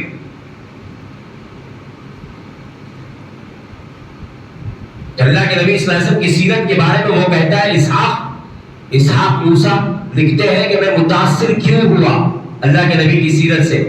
وہ کہتے ہیں کہ میں نے دنیا میں کسی کے بارے میں نہیں دیکھا، کسی کے بارے میں نہیں سنا کہ اس کی زندگی کا ایک ایک دن محفوظ ہے، لیکن محمد کے بارے میں پورے یقین سے کہہ سکتا ہوں کہ ان کی زندگی کے ایک ایک دن کا اگر چارٹ بنایا جائے تو ہم بنا سکتے ہیں۔ اللہ نے ایسے محفوظ کیا ہے زندگی کو، خاص طور پہ نبی بننے کے بعد کی زندگی کہ غار حرا کے اندر اللہ کے نبی پہ وحی آئی، ان کے لکھے ہوئے الفاظ میں بتا رہا ہوں، وہ کہتے ہیں کہ محمد سے جبرائیل نے کتنی دیر گفتگو کی میں لکھ سکتا ہوں، وہ کہہ رہا کتابوں میں لکھا ہوا ہے۔ محمد سے جبرائیل نے کتنی دیر گفتگو کی، پھر اس کا جبرائیل غائب ہو گئے تو محمد کتنی دیر غار میں رکے، پھر اس غار سے اترے اور کتنی دیر کے بعد گھر پہنچے اور گھر میں انہوں نے اپنی اہلیہ سے کیا گفتگو کی، پھر ان کی اہلیہ نے ان سے کیا گفتگو کی۔ کہنے لگا یہ سب کا سب کتابوں کے اندر محفوظ ہے، کوئی انسان پوری کائنات میں ایسا نہیں ہے جس کی زندگی اتنی محفوظ ہو جتنی محفوظ محمد صلی اللہ علیہ وسلم کی زندگی ہے۔ پھر کہتے ہیں کہ ان کی زندگی کو محفوظ کن لوگوں نے کیا؟ جو لوگ کل تک پورے عرب میں جاہل شمار ہوتے تھے، پڑھے لکھے نہیں تھے، ان لوگوں نے ان کی زندگی کے ایک ایک دن کو محفوظ کیا ہے۔ تو ہمارے نبی صلی اللہ علیہ وسلم کی زندگی محفوظ ہے، ساری کی ساری محفوظ ہے۔ مجھے لگتا ہے کہ بہت زیادہ دیر ہو گئی پروگرام میں، بہت زیادہ دیر، شروع دیر سے ہوا پروگرام، شاید عادت ہوگی آپ کو، لیکن ایک وعدہ میں بات کروں گا، جب تک بشاشت سے سنیں گے میں انشاءاللہ بات کروں گا، میرے اندر یہ بشاشت رہے گی، مگر ایک وعدہ سب کو کرنا ہوگا کہ فجر کی نماز جماعت کے ساتھ پڑھیں گے انشاءاللہ، جماعت کے ساتھ پڑھنا۔ میں فجر تک نہیں کرتا بول رہا ہوں، ویسا نہیں بول رہا ہوں میں آپ پڑھیں گے فجر تک بٹھا لیتا بول رہا ہوں، ایسا نہیں، مگر فجر کی نماز جماعت کے ساتھ پڑھیں گے۔ اگر ہم رات بھر سیرت کا جلسہ سنیں لیکن فجر کی نماز ہی اگر ہماری قضا ہو گئی تو میرے بھائیوں جلسے کا اثر تو ایک رات بھی باقی نہیں رہا، اس کا مطلب یہ کہ ایک رات بھی جلسے کا اثر باقی نہیں رہا۔ تو فجر کی نماز سب پڑھیں گے نا انشاءاللہ۔ بھائیوں اللہ کے رسول صلی اللہ علیہ وسلم کی زندگی کا ایک اہم سبق جو آپ نے اپنی امت کو دیا ہے وہ ہے نماز۔ آخری وقت بھی دنیا سے جا رہے ہیں اور جاتے ہوئے فرما رہے ہیں الصلاۃ الصلاۃ۔ کوئی آخری وقت میں کسی کو نصیحت کرتا ہے، وصیت کرتا ہے، سب سے اہم بات جو ہوتی ہے وہ بتاتا ہے۔ اللہ کے نبی آخری وقت بتا رہے ہیں الصلاۃ الصلاۃ، میری امت نماز نہیں چھوڑنا، نماز نہیں چھوڑنا۔ اور امت اسی کو بھول کے بیٹھی ہوئی ہے، امت اسی کو بھول کے بیٹھی ہوئی ہے۔ پوری دنیا کے اندر میرے بھائیوں جمعہ کے موقع پہ مسجدیں بھر کے مسلمان یہ بتاتے ہیں کہ ہم اتنی بڑی تعداد میں ہیں کہ ہم چاہے تو مسجدیں تنگ پڑیں گی، یہ بتاتے ہیں، لیکن باقی کی ساری نمازوں کے اندر مسجدیں ویران پڑی ہوئی ہوتی ہے۔ کیا بڑی مسجد، کیا چھوٹی مسجد، کیا شہر کی مسجد، کیا گاؤں کی مسجد، کیا عرب کی مسجد، کیا عجم کی مسجد، سب خالی پڑے، ویرانی، تنگ دامنی کا شکوہ کرنے والی مسجدیں ویرانی کا شکوہ کرتی ہے، روتی ہے۔ نماز میرے بھائیوں، نماز ضروری چیز، بہت ضروری چیز ہے نماز۔ نماز مسلمان کے لیے اتنا ضروری ہے جتنا مچھلی کے لیے پانی ضروری ہے۔ پانی کے بغیر مچھلی زندگی کا تصور نہیں کر سکتی، نماز کے بغیر مسلمان ہونے کا تصور نہیں کر سکتا۔ بہرحال میں یہ آج اللہ کے نبی صلی اللہ علیہ وسلم کی سیرت کے اس پہ آتا ہوں کہ اللہ کے نبی کی عظمت میں سے اللہ کے رسول صلی اللہ علیہ وسلم کا دنیا میں آنا ہے۔ اللہ نے اپنے محبوب کو دنیا میں بھیجنے کے لیے دنیا کو بنایا، انسانیت کے معراج اللہ نے اپنے محبوب کو بنایا ہے کہ ایک انسان حقیقت میں اگر کوئی انسان جو انسان ہے وہ دیکھنا ہے تو اللہ کے رسول صلی اللہ علیہ وسلم کو دیکھ لیا جائے۔ سراپا خیر بنایا، خوبیوں والا بنایا، ایسا بنایا کہ ہر طریقے سے اللہ نے اپنے محبوب نبی صلی صلی اللہ علیہ وسلم کو پرفیکٹ بنایا، اسی کو حسان بن ثابت رضی اللہ تعالیٰ عنہ کہا کرتے تھے کہ اللہ کے نبی کو اللہ نے ایسے بنایا ہے جیسے اللہ کے نبی خود کہہ رہے ہو کہ مجھے ایسا بنایا جائے، میرا چہرہ ایسا بنایا جائے، میرے ہونٹ ایسے بنائے جائے، میرے گال ایسے بنائے جائے، میرے بال ایسے بنائے جائے، جیسے اللہ کے نبی نے مانگ کے اپنے آپ کو بنوایا ہو، اللہ نے آپ کو ایسے بنایا ہے، پرفیکٹ بنایا ہے، بہترین بنایا ہے۔ میرے بھائی ہماری خوش نصیبی ہے کہ اللہ کے رسول صلی اللہ علیہ وسلم کی امت میں اللہ نے ہم کو پیدا فرمایا ہے۔ اللہ کے نبی کی امت میں ہونے کی جو برکتیں ہیں، بے شمار برکتیں ہیں۔ یہ حدیث چاہتا تھا کہ اس کے اوپر کچھ بولے کہ اللہ کے نبی صلی اللہ علیہ وسلم کی وجہ سے اس امت کو کیا کیا ملا ہے، لیکن بات لمبی ہو جائے گی، بہت زیادہ دیر ہو جائے گی۔ آپ سنیں گے انشاءاللہ کسی نہ کسی کی زبان سے کہ اللہ نے اپنے نبی کی وجہ سے برکت سے اس امت کو کیا عطا فرمایا ہے۔ ہاں اتنا سن لیجیے میرے بھائیوں کہ اللہ کے نبی صلی اللہ علیہ وسلم کی برکت سے اللہ رب العزت نے اس امت کو خیر امت بنایا ہے، تمام امتوں میں بہترین امت بنایا ہے۔ اللہ کے نبی صلی اللہ علیہ وسلم کی برکت سے اللہ نے اس امت کو سب سے آخر میں پیدا کیا، مگر جنت میں سب سے پہلے اللہ اس امت کو داخل فرمائے گا۔ یہ اللہ کے نبی کی برکت ہے۔ اللہ کے نبی صلی اللہ علیہ وسلم کے صدقے میں اس امت کے 70,000 بندوں کو بغیر حساب کتاب جنت میں داخل کرے گا، اور حدیث میں آتا ہے یہ 70,000 جو جنت میں جائیں گے ان میں سے ہر شخص اپنے ساتھ 70,000 کو لے کے جائے گا۔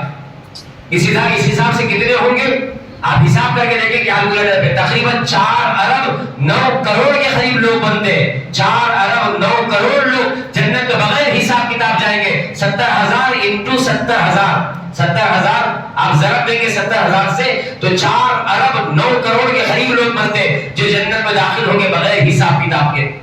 یہ اللہ کے نبی کی برکت ہے۔ اس امت کے چہرے قیامت کے دن روشن ہوں گے وضو کے پانی کی وجہ سے، یہ اللہ کے نبی کی برکت ہے۔ اس امت کے لیے توبہ کو آسان کر دیا اللہ رب العزت نے، توبہ کی سختیوں کو اٹھا لیا۔ موسیٰ علیہ السلام کے قوم نے سامری جادوگر کے پیدا کیے ہوئے بچڑے کی پوجا شروع کی، اللہ نے توبہ کی سخت شرط رکھی، انہوں نے توبہ کرنے سے انکار کیا تو اللہ نے پہاڑ لا کے سر پہ رکھ دیا۔ توبہ کیا تھی میرے بھائیوں؟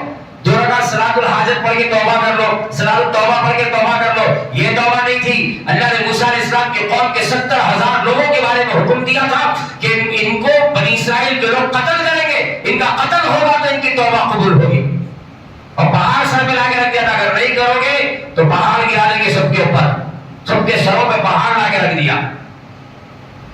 میرے بھائیو اس امت کو کہا گیا بڑے سے بڑا گناہ بھی تم سے ہو جائے، بڑے سے بڑا گناہ دو مرتبہ 2 ہاتھ اٹھا کے ندامت کے ساتھ، بلکہ ایک حدیث میں آتا ہے ہاتھ اٹھانے سے بھی پہلے اللہ معاف کر دے گا اگر ندامت ہوگی، شرمندگی کے ساتھ توبہ کرے گا، کتنا ہی بڑا گناہ کیوں نہ ہو توبہ کرے گا اللہ معاف کر دے گا۔ اس امت کو اللہ کے نبی کی یہ برکتیں نصیب ہوئی ہیں۔ تو میرے بھائیوں قدر کرنا چاہیے، قدردانی کرنا چاہیے۔ رسول اللہ صلی اللہ علیہ وسلم سے محبت کا تقاضا یہ ہے کہ آپ صلی اللہ علیہ وسلم کے حقوق ادا کرنے ہیں، آپ صلی اللہ علیہ وسلم کے دین کی فکر کرنا ہے، آپ کی امت کی فکر کرنا ہے، اپنے آپ کی فکر کرنا ہے، آپ کی امت کی فکر کرنا ہے۔ بیان عظمت کے اوپر بات کریں گے تو لمبی ہوگی۔ اللہ کے رسول صلی اللہ علیہ وسلم کی عظمت اور شان آپ کی پیدائش بھی ہے، آپ کا دنیا میں آنا بھی اللہ کے نبی صلی اللہ علیہ وسلم کی عظمت ہے۔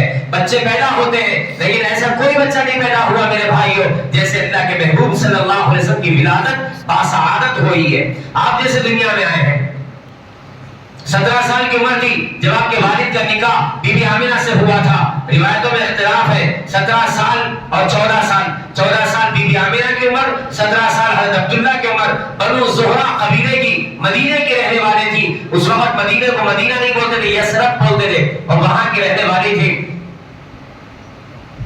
ان کے والد کا انتقال ہو گیا، چچا کی پرورش میں رہتی تھی بی بی آمنہ، تو حضرت عبد المطلب نے اپنے بیٹے کا نکاح کیا، اور یہ نکاح سے پہلے عبداللہ کی پیشانی میں نور نبوت جگمگاتا تھا، چمکتا تھا۔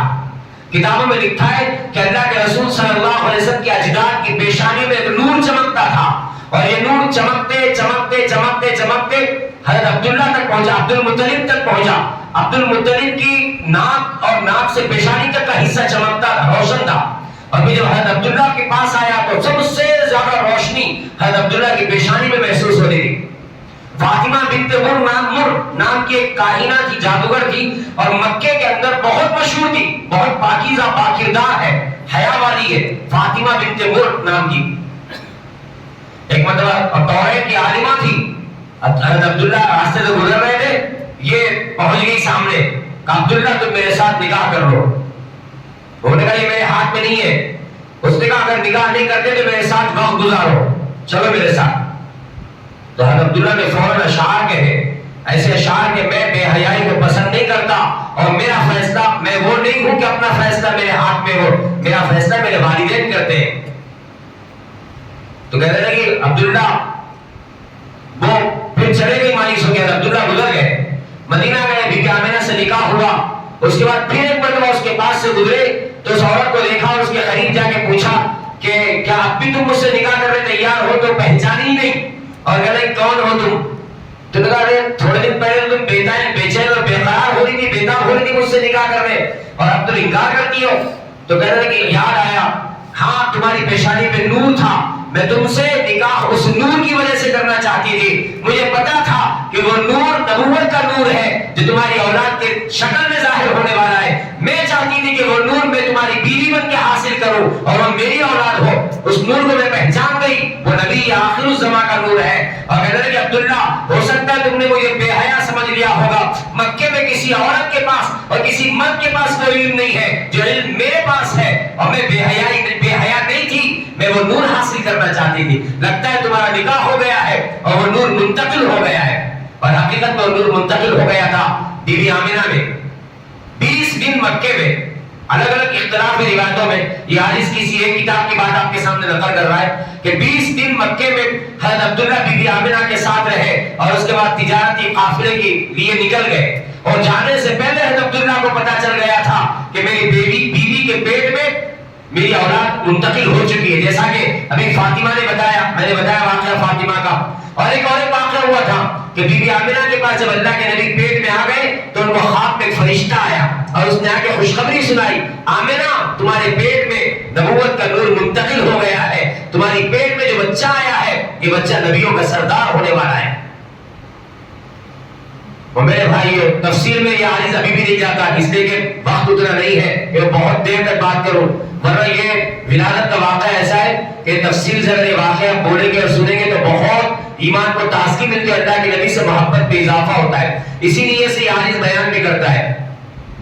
حضرت عبداللہ ملک شام گئے, آپ سوچے تھوڑی دیر کے لیے, جاتے ہوئے حضرت عبداللہ نے بی بی آمنہ سے کہا ہوگا کہ آمنہ جاؤ, میں جا رہا ہوں, تجارت کے لیے جا رہا ہوں, میں چاہتا ہوں کہ وہاں سے بہت کچھ مال کما کے آؤں تاکہ اپنے ہونے والے اولاد کے لیے ہم خوشیاں خرید سکیں, ہم کھلونے خرید سکیں, ہم گھر سجا سکیں, تیار کر سکیں, بنا سکیں. کیا نہیں کہا ہوگا, اس زمانے کا دستور تھا, قافلہ جب آتا تھا تو ایک گھنٹی بجتی تھی, گھنٹی بجا کے لوگوں کو بتا دیا جاتا تھا کہ قافلہ آیا ہے. حضرت عبداللہ نے کہا ہوگا آمنہ جب میں واپس آؤں اور گھنٹی کی آواز تم سنو تو تیار ہو جانا اور خوشیاں حاصل کرنے کے لیے تیار ہونا. بی بی آمنہ سے کیا نہیں کہا ہوگا, اور کیا کیا خواب نہیں دیکھے ہوں گے. ہر وہ انسان جو پہلی مرتبہ باپ بنتا ہے وہ سمجھ سکتا ہے اچھی طریقے سے کہ پہلی اولاد کی آمد کا کتنا انتظار رہتا ہے انسان کو. کیا کیا خواب دیکھتے ہیں میاں بیوی دونوں مل کے, یہ کریں گے, وہ کریں گے, اور ایسا کریں گے, ایسا کریں گے, اپنے بچے کو یہ بنائیں گے, یہ بنائیں گے. اللہ اکبر کبیرہ. اور یہاں میرے بھائیو یہ خواب دیکھ رہے ہوں گے اور تقدیر کا فیصلہ کچھ اور ہو رہا ہوگا اس وقت کہ تم خواب دیکھو مگر تمہارے خواب یہاں پورے ہونے والے نہیں ہیں. اس لیے کہ احکم الحاکمین اور دنیا کا سب سے بڑا فیصلہ کرنے والا اور سب سے دنیا کے اندر سب سے بہترین حکمتیں اور مصلحتیں جاننے والا رب کچھ اور فیصلہ کر چکا ہے. حضرت عبداللہ ملک شام گئے. ملک شام مدینے سے ہوتے ہوئے جاتے تھے, مدینے سے ہوتے ہوئے ملک شام جاتے. ملک شام گئے, واپس آئے. پہلے زمانے کے سفر بڑے خطرناک ہوتے تھے, آسان سفر نہیں ہوتے جیسے ہمارے زمانے کے سفر ہوتے ہیں. تو سفر میں انسان بیمار بھی پڑ جاتا تھا, بیمار پڑ گیا تو کوئی علاج وغیرہ کا باقاعدہ انتظام نہیں ہوتا تھا. حضرت عبداللہ بیمار پڑ گئے اور مدینے میں رک گئے, یثرب میں رک گئے. ان کا ننیال یثرب کا تھا, حضرت عبداللہ کا بنی عدی بن النجار قبیلے کا نام تھا. اللہ کے رسول صلی اللہ علیہ وسلم جب مکے سے مدینہ ہجرت کر کے گئے تھے تو یہ بنو نجار کی بچیاں تھیں جو دف پکڑ کے ہاتھوں میں بجاتی تھی اور گاتی تھی اور کہتی تھی کہ ہم محمد صلی اللہ علیہ وسلم کے پڑوسی ہیں اور ہم کے رشتہ دار ہیں. کہ اللہ کے نبی صلی اللہ علیہ وسلم کے والد کا ننیال تھا بنو عدی بن النجار. تو ان کے گھر میں ٹھہر گئے عبداللہ. یہ قافلہ مکہ پہنچا. آپ تصور کرو میرے بھائیوں، مکے میں قافلہ پہنچتا ہے، گھنٹی بجائی جاتی ہے، ادھر عبد المطلب اپنے جگر کے ٹکڑے کا انتظار کر رہے بے قراری سے، اور ادھر ایک خاتون ہے جس کی عمر 15 سال بھی نہیں ہے اور جو اپنے والد کو کھو چکی ہے، اور وہ خاتون انتظار کر رہی ہے اپنے شوہر کا. اس کا سب کچھ اس کا شوہر ہے، اس کا سرمایہ اس کا شوہر ہے، اور اپنے شوہر کے انتظار میں وہ تیار ہو کے دروازے میں کھڑی ہوئی ہوگی اور اپنی پلکوں کو بچھائی ہوئی ہوگی. یہ میرا شوہر، عرب کا چاند، عرب کا حسین و ترین نوجوان اور بہترین اور خوبصورت اخلاق والا نوجوان ابھی اس راستے سے مسکراہٹیں چہرے پہ لے کے آئے گا اور میں اس کا استقبال کروں گی. مگر وہ نہیں جانتی تھی کہ حضرت عبداللہ نہیں آئے ہیں، اور تھوڑی دیر کے بعد خبر آئی کہ عبداللہ نہیں آئے. عبداللہ تو مدینے میں بیمار پڑے ہوئے ہیں. عبد المطلب بے چین ہو گئے، بے قرار ہو گئے. بی بی آمنہ کے دل پہ کیا گزری ہوگی؟ حضرت عبد المطلب نے فوراً اپنے بیٹے بڑے بیٹے حارث کو بھیجا، جاؤ میرے عبداللہ کی خبر لے کے آؤ. حارث تیز رفتاری سے مکے سے نکلے اور مدینہ پہنچے. لیکن اللہ کی شان کے یہ مدینہ پہلے، یہ مدینہ بعد میں پہنچے، اور حضرت عبداللہ کی روح پہلے نکل چکی تھی، انتقال ہو گیا.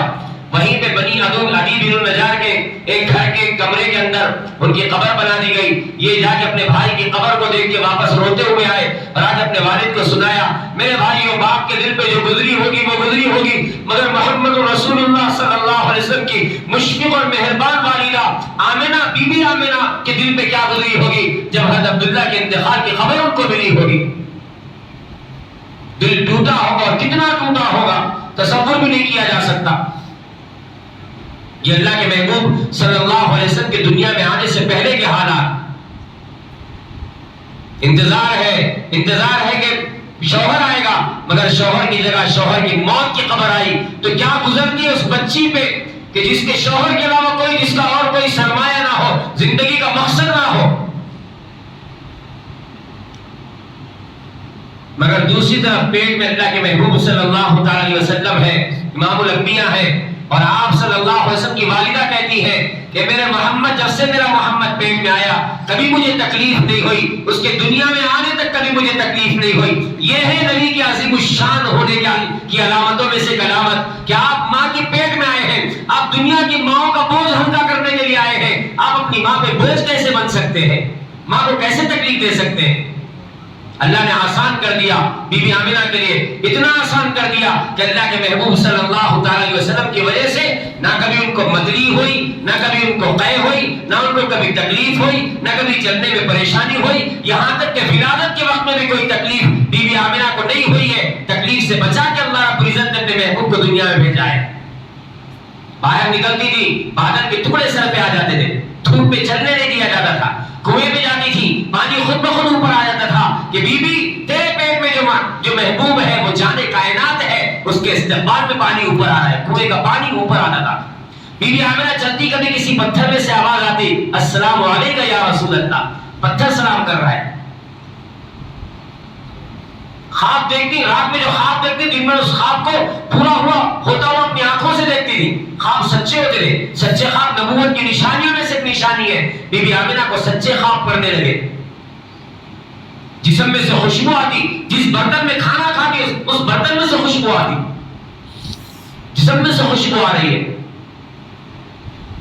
اللہ کے نبی کی دادی حضرت فاطمہ ان کا نام تھا، وہ اپنے شوہر عبد المطلب کے پاس گئی اور جا کے کہا، شکایت کی اور کہا کہ دیکھو پتہ نہیں کہاں سے خوشبو حاصل کرتی ہے اور اپنے جسم پہ لگاتی ہے. عرب کے کلچر کے حساب سے تو بیوہ عورت کو خوشبو استعمال نہیں کرنا ہے. میں بول نہیں سکتی، چھوٹی سی بچی ہے، معصوم سی بچی ہے اور کم عمری میں بیوہ ہو گئی ہے، شوہر کا انتقال ہو گیا ہے، اس کو دیکھ کے دل کٹتا ہے، بول نہیں سکتی. میں آپ بڑے ہیں، آپ بلا کے سمجھائیے کہ بیٹا خوشبو استعمال مت کرو، ہماری روایات کے خلاف ہے.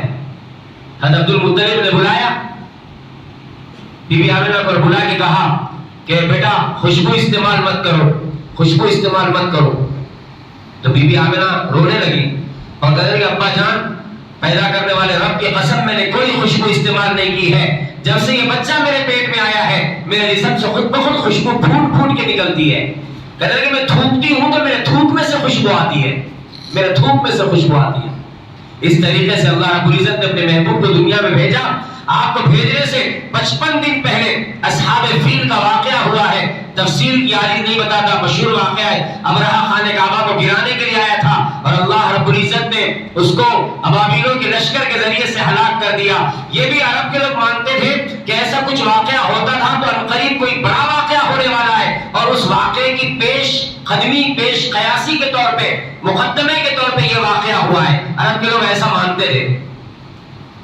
ان کو سمجھ میں آ گیا کہ کچھ ہونے والا ہے. وہ کیا ہونے والا تھا؟ وہ میرے بھائیوں، ربیع الاول میں پیر کا دن 571 یا 72 عیسوی، اور اللہ کے رسول صلی اللہ تعالی علیہ وسلم دنیا میں تشریف لائے. غالباً اپریل کی 22 تاریخ تھی. اللہ کے محبوب صلی اللہ علیہ وسلم تشریف لائے. ربیع الاول کی 12 تاریخ یا 9 تاریخ یا 8 تاریخ تھی، الگ اختلاف ہے روایات میں. جب اللہ کے محبوب صلی اللہ علیہ وسلم صبح صادق کے وقت تشریف لائے ہیں، رات گزر رہی ہے، دن آ رہا ہے، رات مکمل ابھی نہیں ہوئی، دن مکمل ابھی نہیں نکلا. دونوں کے درمیان کے حصے میں اللہ نے اپنے محبوب کو دنیا میں بھیجا ہے تاکہ رات کو بھی دن پہ اور دن کو رات پہ فضیلت نہ ہو، دونوں کو برابر برابر موقع ملے کہ محمد رسول اللہ صلی اللہ علیہ وسلم کی پیدائش کے وقت کو وہ آپس میں شیئر کر سکیں. صبح صادق کا وقت ہے، آپ دنیا میں تشریف لائے. بی بی آمنہ کہتی ہے میرا محمد دنیا میں آئے، میں نے دیکھا اس کی ناف کٹی ہوئی اور بالکل صاف ہے، بالکل صاف ہے. بچے کی ناف جڑی ہوئی ہوتی ہے، اللہ کے نبی کی ناف کٹی ہوئی اور صاف شفاف، اور پورے جسم کے اوپر گندگی کا نام و نشان نہیں. کہنے والے کہتے ہیں کہ اللہ کے محبوب اپنے جسم پہ گندگی لے کے کیسے آ سکتے تھے؟ آپ پوری دنیا کی گندگی مٹانے کے لیے آئے ہیں، آپ خود گندگی سے کیسے آ سکتے تھے؟ پاک صاف ایسے آئے تھے، ایسا لگتا ہے جیسے ماں کے پیٹ سے غسل کر کے دنیا میں تشریف لائے صلی اللہ علیہ وسلم. آپ اندازہ لگائیے پہلی مرتبہ جب بی بی آمنہ نے اپنے بچے کا چہرہ دیکھا ہوگا، کیا محسوس کیا ہوگا؟ کیا حسن، کیا جمال، کیا خوبصورتی. بچے ویسے بھی خوبصورت ہوتے اور عرب کے بچے تو زیادہ خوبصورت ہوتے. پھر امام الانبیاء کتنے حسین ہوں گے، کتنے خوبصورت ہوں گے. امی جان حضرت عائشہ فرماتی تھی مصر کی عورتوں نے یوسف کو دیکھا اپنی انگلیاں کاٹ لی، میرے آقا کو دیکھ لیتے اپنے دلوں پہ چھریاں پھیر لیتے. ایسا حسن. فرمایا کرتی تھی، شعر پڑھا کرتی تھی کہ مصر کے بازار میں اگر اللہ کے نبی کو لے جا کے کھڑا کر دیا جاتا اور آپ کی نیلامی ہوتی تو یوسف کو پوچھنے والا بھی کوئی نہیں ہوتا، یوسف کو کوئی خریدار نہیں ملتا. یہ کہتی تھی. یہ اللہ کے رسول صلی اللہ علیہ وسلم کیا حسین ہوں گے، کیا جمیل ہوں گے. ماں نے دیکھا ہوگا پہلی مرتبہ، اور پہلی اور دستور تھا اس زمانے کا کہ ماں نہیں دیکھتی تھی پہلی مرتبہ، پہلے باپ کو دکھایا جاتا تھا. باپ اگر نہیں دیکھتا تو دادا کو دکھایا جاتا، باپ اگر نہ ہوتا دادا کو دکھایا جاتا. چنانچہ اللہ کے نبی کے ساتھ بھی ایسے ہی کیا گیا. ایک مٹی کی ہانڈی جس میں سوراخ بنی ہوئی ہوتی ہے، وہ ہانڈی اللہ کے نبی کے سر پہ رکھ دی گئی. ہانڈی فوراً ٹوٹ کے 2 ٹکڑے ہو گئی. دوسری ہانڈی لائی گئی، رکھی گئی کہ پہلے دادا دیکھے. دادا وہاں مکے میں عرب میں خانہ کعبہ کے قریب بیٹھے ہوئے ٹہل رہے وہاں پہ. وہ آئے تو دیر ہوگی، دوسری ہانڈی رکھی گئی، وہ بھی ٹوٹ گئی. تیسری ہانڈی رکھی گئی، ٹوٹ گئی. وہ سمجھ گئی کہ ہانڈی نہیں رکھ سکتے، ٹوٹ رہی ہے، یہ بچہ کچھ الگ ہے. اور کیسا اللہ کے نبی کے ساتھ دنیا کی رسموں کو تم کیسے پوری کر سکتے ہو؟ یہ دنیا کی رسموں کو تو مٹانے دنیا میں آ رہے ہیں.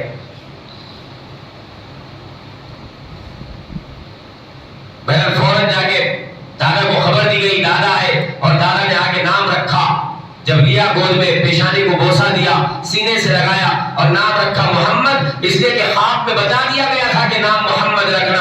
اور ماں نے نام رکھا احمد، اس لیے کہ خواب میں بتا دیا گیا تھا کہ نام احمد رکھنا. یہ نام میرے بھائیو محمد، یہ نام ایسا نام ہے کہ دنیا کے تمام مسلمان چاہے کسی بھی جماعت کے ہو، چاہے کسی بھی مسلک کے ہو، چاہے میرے بھائیو کتنے ہی اختلافات آپس میں رکھتے ہو، مگر یہ ایک پوائنٹ ایسا ہے جہاں پہ سب کے دل آ کے ملتے ہیں، اور وہ ہے محمد صلی اللہ علیہ وسلم. سب کے دل جڑتے ہیں یہاں پہ آ کے، سب کے دل ملتے ہیں. یہ مرکز عقیدت ہے، یہ محبتوں کا مرکز ہے. یہ نام وہ ہے میرے بھائیوں کہ یہ نام ہم اس لیے نہیں لیتے کہ اس نام کو زندہ رکھا جائے، بلکہ یہ نام اس لیے لیتے ہیں کہ اس نام کی برکت سے ہم زندہ رہیں، اس لیے نام لیتے ہیں. ہمارے لینے سے نام زندہ نہیں ہے. یہ نام ہمارے لینے سے زندہ نہیں ہے میرے بھائیوں. پوری کائنات جس وقت یہ نام نہیں لے گی اس وقت بھی یہ نام لینے والا ہوگا اللہ رب العزت. خوب ہوگا قیامت کے بعد 40 سال تک میرے بھائیوں اللہ رب العزت پوری مخلوقات کو موت دے گا. ساری مخلوقات مر جائے گی، کوئی اللہ کا نام لینے والا نہیں رہے گا. مگر اس وقت بھی اللہ کے رسول رسول کا نام لینے والا اللہ خود رہے گا، اس لیے کہ اللہ فرماتا ہے ان اللہ و ملائکتہ یصلون علی النبی، اللہ اپنے نبی پہ رحمت بھیجتا رہتا ہے اپنے نبی پہ اللہ رحمت. ایسا نہیں کہا کہ بھیجا اللہ نے، ایسا نہیں کہا کہ بھیجیں گے اللہ، فرمایا کہ بھیجتا رہتا ہے، یعنی رحمت ہمیشہ اللہ کی طرف سے اللہ کے نبی پہ ہوتی رہتی ہے. اس سے نکتہ نکالا علماء کرام نے کہ وہ قیامت کے بعد کے 40 سال جن میں کوئی اللہ کا نام لینے والا نہیں رہے گا، اس وقت بھی اللہ کے نبی کی تعریف کرنے والی ہستی ہوگی، اور وہ خود اللہ رب العزت کی ذات آتا ہے کہ وہ تو ہمیشہ سے اور ہمیشہ رہے گا.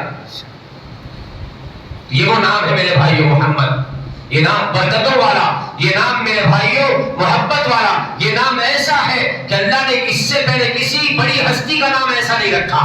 محمد نام نہیں رکھا کسی کا نام، کسی نبی کا نام محمد نہیں رکھا گیا.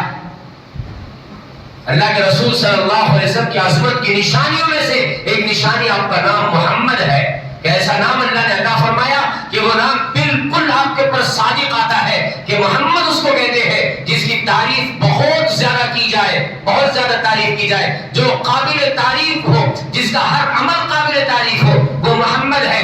دنیا میں کوئی ہستی ایسی نہیں گزری جس کا نام اس کی پوری ذات پہ دلالت کرتا ہو سوائے ہمارے نبی کے، کہ ہمارے نبی کا نام ان کی پوری ذات پہ دلالت کرتا ہے. آدم کے معنی مٹی سے بنا ہوا، آدم عدیم سے بنا ہے. عدیم زمین کے اوپر کی سطح کو کہتے ہیں. اللہ نے زمین کے اوپر کی پرت پہ مٹھی پھیری اور وہاں سے مٹھی مٹی اٹھا کے آدم کو بنایا. یہ زمین کے اوپر کی پرت کو عدیم کہتے ہیں اور اسی سے آدم بنا ہے، مٹی والا. آدم علیہ السلام کا نام، ہستی کتنی بڑی، ابو البشر، تمام کائنات کے باپ ہیں، اور نام کیا ہے؟ آدم، مٹی سے بنا ہوا. نوح کے معنی چین و سکون سے رہنے والا. ماں باپ نے نام رکھا ہوگا ہمارا بچہ سکون سے رہے گا، نام ہے اطمینان سے، سکون سے رہنے والا نوح. اور مقام کتنا اونچا ہے کہ یہ پہلے صاحب شریعت نبی مانے جاتے، رسول مانے جاتے حضرت نوح علیہ السلام. اتنا بڑا مقام. آپ دیکھیں کسی کا نام اس کی ذات کو مکمل ڈسکرائب کرنے والا نہیں ہے سوائے ہمارے آقا کے.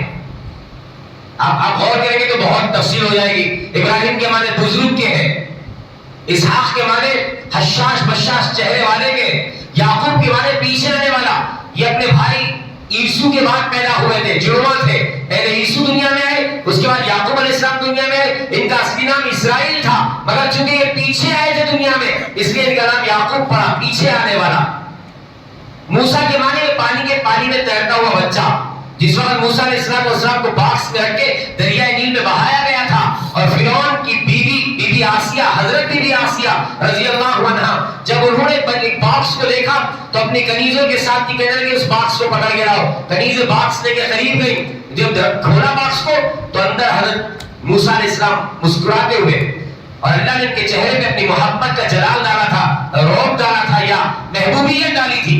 القیت علیک محبت منی، کہ اے موسیٰ یاد کرو جو نعمتیں اللہ یاد دلاتے ہوئے فرما رہا ہے کہ ہم نے تمہارے چہرے پہ اپنی طرف سے محبت ڈال دی تھی. اسی محبت کا نتیجہ تھا کہ بی بی آسیہ نے جب دیکھا حضرت موسیٰ کو تو فوراً موسیٰ موسیٰ کہہ کے انہیں اٹھایا، یعنی پانی میں تیرتا ہوا بچہ، پانی میں تیرتا ہوا بچہ، اور یہی نام پڑ گیا حضرت موسیٰ کا.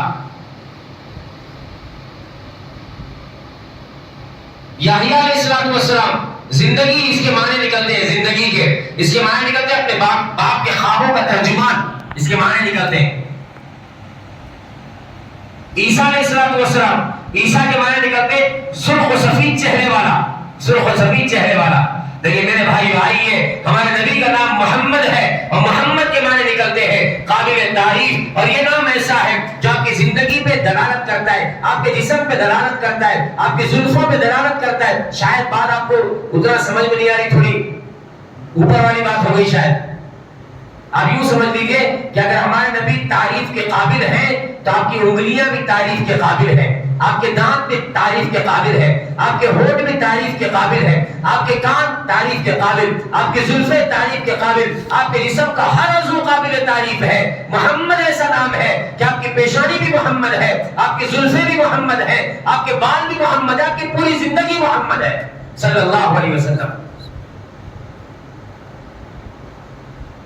اللہ کے رسول صلی اللہ علیہ وسلم صحابہ کی مجلس میں ایک مرتبہ آئے تو صحابہ بیٹھے ہوئے باتیں کر رہے ہیں. ایک صحابی کہتے ہیں کہ اللہ نے ابراہیم کو خلیل بنایا، اپنا خلیل بنایا۔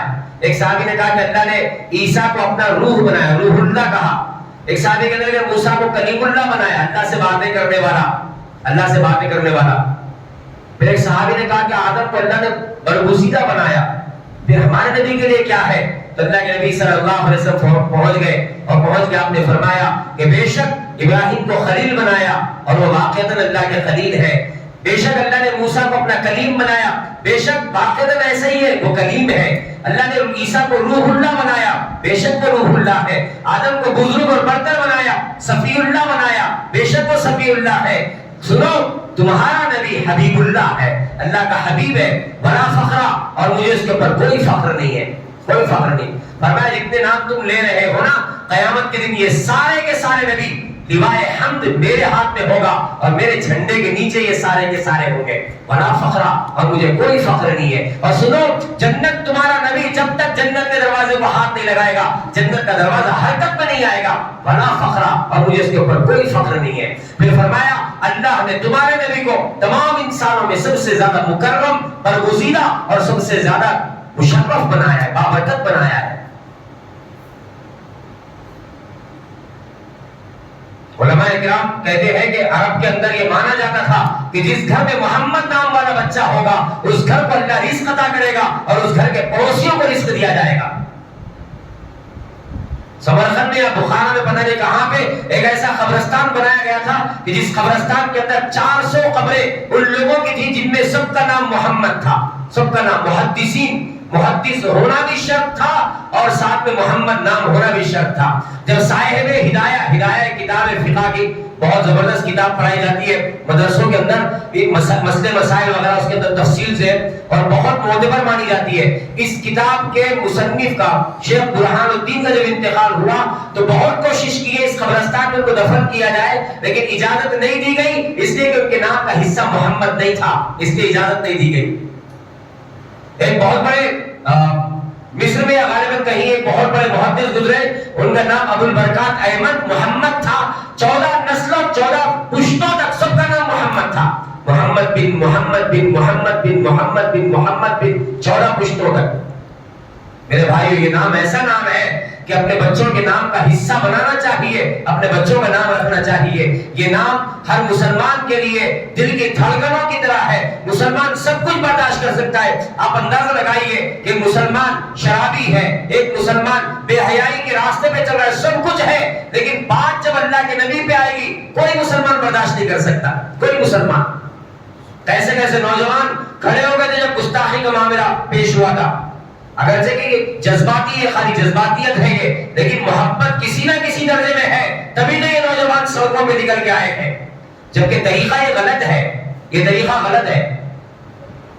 طریقہ وہ اختیار کرنا چاہیے جس سے فائدے ہو، جس کے فائدے ہو۔ جو لوگ سوشل میڈیا استعمال کرتے ہیں وہ سوشل میڈیا میں جواب دیں، ایسے کتوں کا جو بھونکتے ہیں، ایسے کتوں کا جواب سوشل میڈیا پہ دینا چاہیے، اور ان کو بھونکنے پہ مجبور کرایا جاتا ہے، کہا جاتا ہے کہ تم بھونکو، اکسایا جاتا ہے۔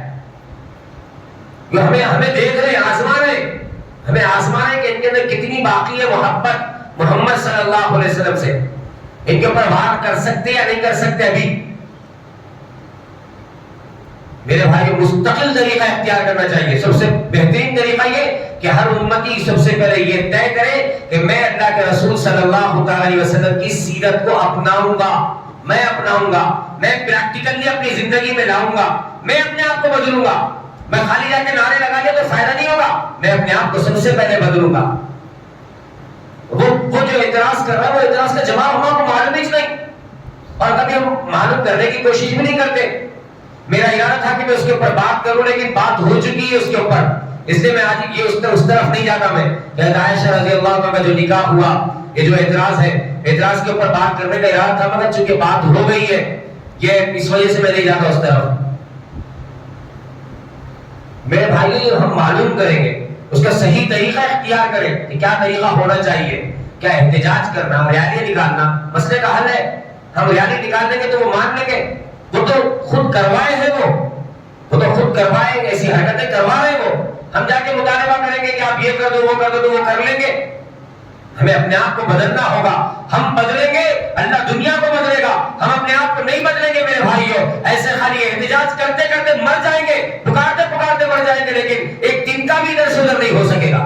اس لیے کہ اللہ کا دستور ہے, اللہ تعالیٰ جو فیصلے کرتا ہے وہ مسلمانوں کے اعمال کی بنیاد پہ کرتا ہے. مسلمانوں کے اعمال بہترین ہوں گے, اللہ کے فیصلے بھی عزتوں کے ہوں گے, اور مسلمانوں کے اعمال بدترین ہوں گے, اللہ کی طرف سے جو فیصلے اتریں گے وہ بھی میرے بھائیوں ذلتوں کے فیصلے ہوں گے. اور وہی ہو رہا ہے دنیا میں اس وقت. صحابہ تھوڑے تھے مگر اللہ تعالیٰ کیسی عزتیں ان کو عطا کرے تھے, کیسی عزتیں. وہ بدلے تھے, اپنے آپ کو بدل لیے تھے. وہ اللہ نے ان کے حساب سے حالات کو کر دیا. اور آج ہم کروڑوں کی تعداد میں ہیں, لیکن میرے بھائیوں بدعملیاں ہمارے اندر, گناہ ہمارے اندر, نافرمانیاں ہمارے اندر, ہر وہ گناہ ہمارے اندر اس وقت موجود ہے جو گناہ میرے بھائیوں جس کا تصور کیا جا سکتا ہے. ہر وہ گناہ ہمارے اندر ہے. پھر حالات کیسے بہتر ہو سکتے ہیں؟ میں بدلوں گا, آپ بدلیں گے, اللہ حالات کو بدلیں گے. اچھا, ہم جب بدلنے کی بات کرتے ہیں نا اس وقت بولنے والا سمجھتا ہے کہ میں سامنے والوں کے لیے بات کر رہا ہوں, اور سامنے والے سمجھتے ہیں کہ کسی اور قوم کے بارے میں بات کر رہے ہیں, ہمارے بارے میں نہیں. ہم تو متقی لوگ ہیں ماشاءاللہ, مسجد میں بیٹھے ہوئے ہیں, اللہ کے ولی ہیں, عشاء کی نماز پڑھ کے بیٹھے ہوئے ہیں, متقی پرہیزگار لوگ ہیں. ہم جنت اللہ تعالیٰ ہمارے واسطے بنا کے انتظار کر رہے ہیں. ہم یہ سمجھتے ہیں کسی اور قوم کے بارے میں نہیں. میں یہ سمجھوں کہ جب بدلنے کی بات ہو رہی ہے تو میں اگر بدلوں گا اللہ حالات کو بدلیں گے. میں اپنے آپ کو بدلوں. میں اگر نمازی ہوں تو میری نمازوں کو اور بہتر کروں. میرے اندر کیا کیا گناہ ہے, میں تنہائی میں بیٹھ کے کبھی اسکین کر کے دیکھوں, اپنا اسکین کروں. جیسا فون کو اسکین کرتے, لیپ ٹاپ کو اسکین کرتے, ہم اپنا اسکیننگ کر کے دیکھیں میرے اندر کتنے گناہ ہیں, میرے اندر کتنی برائیاں ہیں. اپنے اندر کوئی گناہ ہم کو آج نظر نہیں آ رہا, اور سامنے والوں کا ہر عمل ہمارے کو گناہ دکھ رہا, ہر عمل گناہ دکھ رہا. حالانکہ اس سے بڑے گناہ ہم کر رہے, ہر عمل. انہیں اچھا کام کر رہا تو بھی گناہ دکھ رہا. کوئی اگر صدقہ دے رہا تو ہم اس کو بولتے دکھاوا کر رہا, دیکھو بولتے. کوئی اگر نہیں دے رہا تو اس کو بولتے کنجوسی کر رہا, دیکھو بولتے. مطلب کسی بھی حال میں بخشنے تیار نہیں ہے ہم. بہرحال میرے بھائیوں, اللہ کے محبوب صلی اللہ تعالی علیہ وسلم دنیا میں تشریف لائے. آپ صلی اللہ تعالی علیہ وسلم بی بی آمنہ کی گود میں ہے کہ اچانک بی بی آمنہ نے نور دیکھا, اور نور کے اندر بی بی آمنہ کو دنیا کے محل دکھائے گئے. بڑے بڑے محل, بڑے بڑے ملکوں کے محل, یمن کے محل, بصرہ کے محل, ملک شام کے محل دکھائے گئے. فرما دیے یہاں تک میں نے دیکھا اس روشنی کے اندر بصرہ کے محل کے سامنے جو اونٹ چل رہے تھے وہ اونٹوں کے گلے میں بجتی ہوئی گھنٹی, لٹکتی ہوئی گھنٹی بھی نظر آئی, اور وہ اس کی آواز بھی مجھے سنائی دی. بی بی آمنہ کہتی ہے اللہ تعالیٰ دکھا رہا ہے کہ بی بی ہو سکتا ہے تیرے دل میں خیال آ رہا ہوگا یتیم بچہ ہے, غریب اور فقیر بچہ بن کے دنیا میں آیا. یہ سوچ رہی ہوگی کہ اس کو کوئی دینے والا نہیں ہے, اس کو کوئی کھلونے لا کے دینے والا نہیں ہے. بی بی خیال مت کر, تیرے گود میں جو بچہ ہے یہ دو جہاں کا سردار ہے. ان بڑے بڑے محلوں کو دیکھ رہے, یہ سارے محل تیرے بچے کے قدموں کے نیچے آنے والے ہیں. سبحان اللہ. تسلی دی جا رہی ہے. تو سوچ رہی ہے یتیم بچہ ہے, یتیم بچہ ہے, کون اس کے لیے کھلونے لائے گا, باپ نہیں ہے. باپ ہوتا تو اس کے ناز اٹھاتا, اس کے نخرے اٹھاتا. حضرت عباس رضی اللہ عنہ کی روایت ہے, اس حدیث نے پڑھی ہے کتاب کے اندر. فرماتے کہ اللہ کے رسول بعد میں نبی بننے کے بعد, وہ ایمان لانے کے بعد کہنے لگے اللہ کے نبی جب آپ چھوٹے سے بچے تھے مجھے اسی وقت یقین آ گیا تھا کہ آپ بڑے ہو کے اللہ کے نبی بننے والے ہیں. پوچھا چچا کیسے؟ فرمایا چھوٹے سے تھے, پیدا ہوئے تھے, صحن میں لیٹے ہوئے تھے, اچانک میری نظر آسمان پہ پڑی, میں نے چاند کو حرکت کرتے ہوئے دیکھا, پھر میری نظر آپ کے پیروں پہ پڑی, آپ اپنے پیر کو ادھر کرتے تھے چاند ادھر ہو جاتا تھا, آپ ادھر کرتے تھے چاند ادھر ہو جاتا تھا, آپ کی انگلیوں کے اشاروں پہ چاند حرکت کر رہا تھا. میں سمجھ گیا کہ جس کی انگلی کے اشارے پہ چاند حرکت کر رہا ہے اس کا مقام کیا ہوگا, اس کا مرتبہ کیا ہوگا. اللہ کے نبی مسکرا پڑے اور آپ نے فرمایا ہاں چچا, چاند میرے ساتھ باتیں کرتا تھا. کان القمر ینادینی ویناعبنی ویمنعنی من البکا, چاند مجھے پکارتا تھا, مجھ سے باتیں کرتا تھا اور میرے ساتھ کھیلتا تھا اور مجھے رونے سے روکتا تھا. اللہ اکبر کبیرہ. یہ محمد رسول اللہ صلی اللہ علیہ وسلم کی بابرکت ذات ہے. جس رات پیدا ہوئے اس رات پوری دنیا کے بتوں کو زمین پہ گرا دیا گیا اور بتایا گیا کہ دنیا کے اندر اب یہ کفر کو ختم کرنے والا, شرک کو ختم کرنے والا, توحید کا علم بلند کرنے والا, کہ اس سے پہلے توحید کا ایسا علم کسی نبی کے زمانے میں بلند نہیں ہوا, ویسا علم بلند کرنے والا دنیا کے اندر آ رہا ہے. دنیا کے اندر سب سے بڑی آبادی اس وقت بھی عیسائیت مانی جاتی ہے، مگر آپ بھی جانتے میں بھی جانتے کہ صرف نام کے عیسائی ہے۔ عیسیٰ علیہ السلام کی تعلیمات تو محفوظ ہی نہیں رہی، وہ ساری کی ساری مٹ گئی، بائبل کو بجھا دیا گیا، اس کو مٹا دیا گیا، تحریف کر دی گئی، اس کے اندر ہر طرف الگ الگ طریقے سے لکھا گیا، نام کے عیسائی ہے۔ دنیا میں مذہب کو فالو کرنے والوں کی سب سے بڑی تعداد ابھی بھی اگر کوئی ہے تو مسلمانوں کی ہے، چاہے وہ پورا نہ کرتے ہو لیکن کرتے ہیں۔ عقیدوں کی حفاظت مسلمانوں میں ہے، اس لیے کہ قرآن محفوظ ہے، شریعت محفوظ ہے۔ دنیا کی بڑی آبادی، میرے بھائیوں، توحید کا غلغلہ بلند کرنے والے، نغمہ بلند کرنے والے اور علم بلند کرنے والے اللہ کے نبی صلی اللہ علیہ وسلم دنیا میں تشریف لائے۔ دنیا اندھیروں میں ڈوبی ہوئی ہے، ظلم و بت پرستی دنیا کے اندر عام ہے، عورتوں کے ساتھ تو بے انتہا برا سلوک کیا جاتا ہے دنیا کے اندر۔ یہ حدیث کوشش کر رہا ہے کہ بات آسان الفاظ میں ہو تاکہ آپ کو سمجھ میں آئے۔ آپ کو سمجھ میں آ رہی میری بات؟ آ رہی سمجھ میں یا سر پہ سے جا رہی؟ آ رہی نا؟ دنیا کے اندر بہت بری حالت تھی اس وقت، اندھیرا، بت پرستی، شرک، ظلم، عورتوں کے ساتھ تو بہت بری صورتحال۔ بازاروں میں لا کے عورتوں کو بیچا جاتا تھا، عورتوں کو میرے بھائیوں جب ان کی طبیعت خراب ہوتی ہے ہر مہینہ جو ہوتی ہے تو بہت سارے علاقوں میں ان کو گھر سے باہر نکال دیا جاتا، جنگلوں میں لے جا کے باندھ دیا جاتا، ان کے ہاتھ کا پکا ہوا کھانا نہیں کھایا جاتا تھا اور ان سے بات نہیں کی جاتی تھی اتنے وقت تک۔ بڑے بڑے زمانے کے جو فلاسفر تھے، جو بہت بڑے دانشور مانے جاتے تھے، اسکالر مانے جاتے تھے اس زمانے کے حساب سے، ان کا وہ آپس میں بحثیں کرتے تو ان کے بحث کے مدعوں میں سے ایک مدعا یہ بھی ہوتا کہ عورت انسان ہے یا جانور ہے، کوئی اور مخلوق ہے۔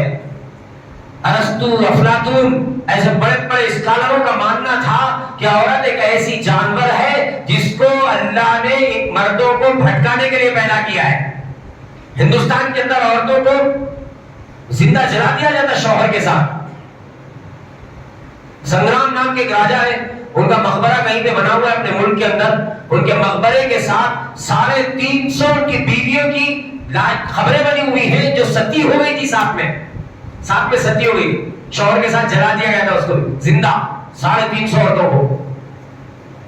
میرے بھائیوں، ایسے وقت میں دنیا کا سب سے بڑا مسیحا آنکھیں کھولتا ہے، قدم زمین پہ رکھتا ہے۔ قدم کیا رکھتا ہے؟ اپنے قدموں کی برکتیں زمین کو عطا کرتا ہے، اور زمین کے اندر سے میرے بھائیوں یہ ساری چیزوں کو ختم کرنے کے لیے کہ عورت پہ ظلم ہو رہا ہے، اے محبوب آپ جائیے، آپ بتائیے کہ بیٹیاں پیدا ہونے پہ غم نہیں منایا جاتا، بیٹیاں پیدا ہونے پہ خوشیاں منائی جاتی ہیں۔ آپ خوشی منا کے دنیا کو دکھائیے، آپ دکھائیے دنیا کو کہ آپ کی نسل بیٹیوں کے ذریعے سے چل رہی ہے۔ آپ بتائیے دنیا کو کہ جو باپ جس کو اللہ 2 بیٹیاں عطا کرتا ہے اور ان بیٹیوں کی بہترین پرورش کر کے وہ قیامت میں آتا ہے تو فرمایا کہ میرے ساتھ جنت میں میرا پڑوسی بن کے رہے گا۔ بیٹوں کے پیدا ہونے پہ زیادہ خوشی منانا، بیٹی کے پیدا ہونے پہ کم خوشی منانا، یہ جاہلیت کا وہ طریقہ ہے میرے بھائیوں جو رسول اللہ صلی اللہ علیہ وسلم کے دنیا میں آنے سے پہلے انجام دیا جاتا تھا۔ آج بھی بہت سارے مسلمان کر رہے ہیں۔ فرمایا ایک اور حدیث میں کہ جس کو ایک بیٹا ہو ایک بیٹی ہو اور وہ اپنے بیٹے کو بیٹی پر ترجیح نہ دیتا ہو، فرمایا ایسے انسان کے لیے جنت واجب ہے کہ جو اپنے بیٹے کو بیٹی پر ترجیح نہ دیتا ہو۔ یہ بیٹے کو زیادہ چاہ رہے ہیں، بیٹی کو کم چاہ رہے ہیں، بیٹے کا زیادہ خیال ہے، بیٹی کا کم خیال ہے، تو یہ ایسا نہ ہو۔ اے محبوب آپ جائیے، یتیموں پہ ظلم ہوتا ہے، یتیم کا سکا چچا اس کی جائیداد ہڑپ کر لیتا ہے۔ اے محبوب آپ جائیے، آپ بتائیے یتیم کا کیا مقام ہے، اس کے سر پہ ہاتھ پھیریں گے، جتنے بال سر کے نیچے آئیں گے ہر بال کے بدلے میں اللہ ایک نیکی عطا فرمائے گا۔ آپ جائیے بتائیے، انا وکافل الیتیم کہاتین الاصبعین فی الجنہ، میں اور یتیم کی کفالت کرنے والا جنت میں ایسے رہے گا جیسے میری 2 انگلیاں ہیں، یعنی مل کے رہے گا میرے ساتھ جنت میں، یتیم کی کفالت کرنے والا۔ فرمایا جس گھر کے اندر کوئی کمزور رہتا ہے اس کمزور کی وجہ سے گھر والوں کو رزق دیا جاتا ہے۔ فرمایا جو بوڑھوں کی عزت کرتا ہے، بوڑھوں کی عزت کرتا ہے، اللہ تعالیٰ اس کو بڑھاپے تک پہنچائے گا اور اس کی عزت دنیا میں کرائے گا۔ ایسے لوگوں کو پیدا کرے گا جو اس کی عزت کریں گے، بوڑھوں کی عزت کریں گے۔ خوشخبری دی عزت ملنے کی بھی خوشخبری دی، عمر کے بڑے ہونے کی بھی خوشخبری دی کہ فرمایا کہ بوڑھے کرے گا اللہ اور عزت کرائے گا کمزوروں کو اور عورت ذات کو تو کیا عزت عطا فرمائی، ماں کے قدموں کے نیچے جنت رکھ دی، ماں کے قدموں کے نیچے جنت۔ بیوی کا مقام بتایا، تم میں سب سے بہترین انسان وہ ہے جو اپنی بیویوں کے ساتھ اچھا سلوک کرتا ہو، اپنی بیوی کے ساتھ، اپنے گھر والوں کے ساتھ اچھا سلوک کرتا ہو۔ استوصوا بالنساء خیرا، استوصوا بالنساء خیرا، کہ عورتوں کے بارے میں اچھی وصیت حاصل کرو، اچھی وصیت حاصل کرو، خیر کی وصیت حاصل کرو۔ مزدوروں کا حق بتایا، کمزوروں کا حق بتایا، یہاں تک کہ جانوروں کا حق بتایا، ماں باپ کا حق بتایا۔ ماں باپ پہ بوڑھے ہونے کے بعد عرب کے لوگ ظلم کرتے تھے، باپ مر جاتا تھا، ماں کو جائیداد میں جائیداد کا حصہ بنا کے تقسیم کرتی تھی، اولاد جائیداد کا حصہ بنا کے تقسیم کر دی تھی۔ ماں کے حقوق بتائے، باپ کے حقوق بتائے، بھائی بہنوں کے حقوق بتائے، زندگی گزارنے کا سلیقہ سکھایا، انسانیت کا مقصد بتایا کہ تمہیں کیوں پیدا کیا گیا ہے میرے بھائی۔ اس لیے اللہ نے اپنے محبوب کو بھیجا۔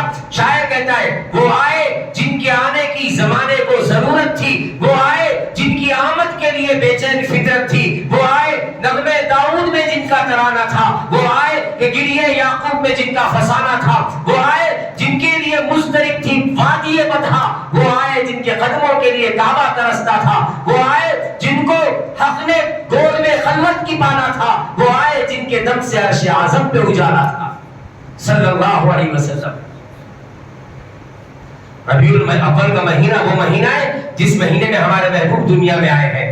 اللہ کے نبی صلی اللہ علیہ وسلم کی سیرت کو سننے کے لیے، پڑھنے کے لیے، بولنے کے لیے کوئی دن مخصوص نہیں ہے۔ سارا سال اللہ کے نبی صلی اللہ علیہ وسلم کی سیرت بولی جا سکتی ہے، سنی جا سکتی ہے، سیرت کے جلسے رکھے جا سکتے ہیں، لیکن خاص طور پہ ربیع الاول کے اندر اس وجہ سے بولا جاتا ہے کہ یہ مہینہ ہمارے نبی سے خاص نسبت رکھتا ہے۔ باقی ہم تو اللہ کے نبی کی امتی، سال کے پورے 12 مہینے، ہر روز، ہر دن، ہر لمحہ ہم اللہ کے نبی کی امتی ہیں، اور ہر لمحہ ہمارے اوپر امتی ہونے کا حق ہے۔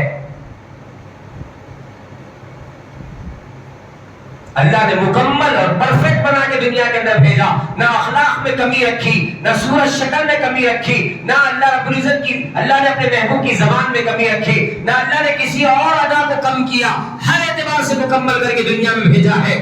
آپ دنیا میں اخلاق کے سب سے بڑے داعی بن کے آئے ہیں، اور آج انہیں کے اوپر الزامات لگائے جاتے ہیں، تہمتیں لگائی جاتی ہیں۔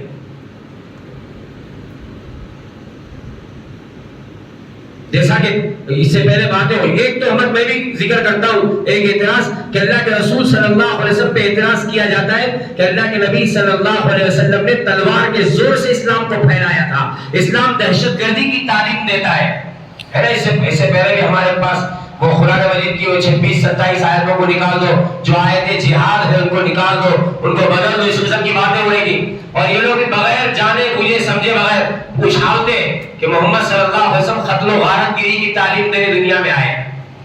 اور ہمارا دعویٰ اور چیلنج ہے کہ پوری دنیا کے اندر کوئی امن کا اتنا بڑا پیغمبر نہیں ہے جتنے بڑے ہمارے نبی تھے، امن لے کے دنیا میں آئے تھے، اور ضرورت پڑی تو ہم ایسی شہادتیں پیش کر سکتے ہیں جو شہادتیں پوری دنیا کے دوسرے لوگ، بڑے بڑے رائٹر وہ کہتے اللہ کے نبی کے بارے میں کہتے ہیں۔ ایک رائٹر لکھتا ہے کہ محمد صلی اللہ علیہ وسلم کے اوپر جو دہشت کا الزام لگایا جاتا ہے اور قتل و غارت گیری کا الزام لگاتا ہے، ایک عیسائی رائٹر لکھ کے کہتا ہے میں اس دعوے کو باطل سمجھتا ہوں اور اس اعتراض کو باطل سمجھتا ہوں۔ وہ کہتے ہیں محمد کے پورے 10 سالہ دور میں جتنی جنگیں ہوئی ہیں، تمام جنگوں کے اندر 250 لوگوں سے زیادہ کافر نہیں مارے گئے پوری جنگوں میں، غزوہ بدر، غزوہ احد، غزوہ حنین، غزوہ تبوک، غزوہ خندق، پوری جنگوں میں، فتح مکہ، پوری جنگوں کے اندر، غزوہ حنین، پوری جنگوں میں 250 لوگ سے زیادہ کافر نہیں مارے گئے، اور مسلمانوں کی تعداد تو 120 بھی نہیں تھی جو شہید ہوئے،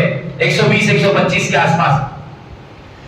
اور اس عاجز نے کہیں پہ پڑھا تھا کہ خلفائے راشدین کے دور میں، پورے دور میں خلفائے راشدین کے جو کفار کے ساتھ جنگ ہوئی ہے، اس میں کل ملا کے کافروں کی تعداد 27,000 ہے کے آس پاس جن کو مارا گیا جنگ کے اندر، 27,000۔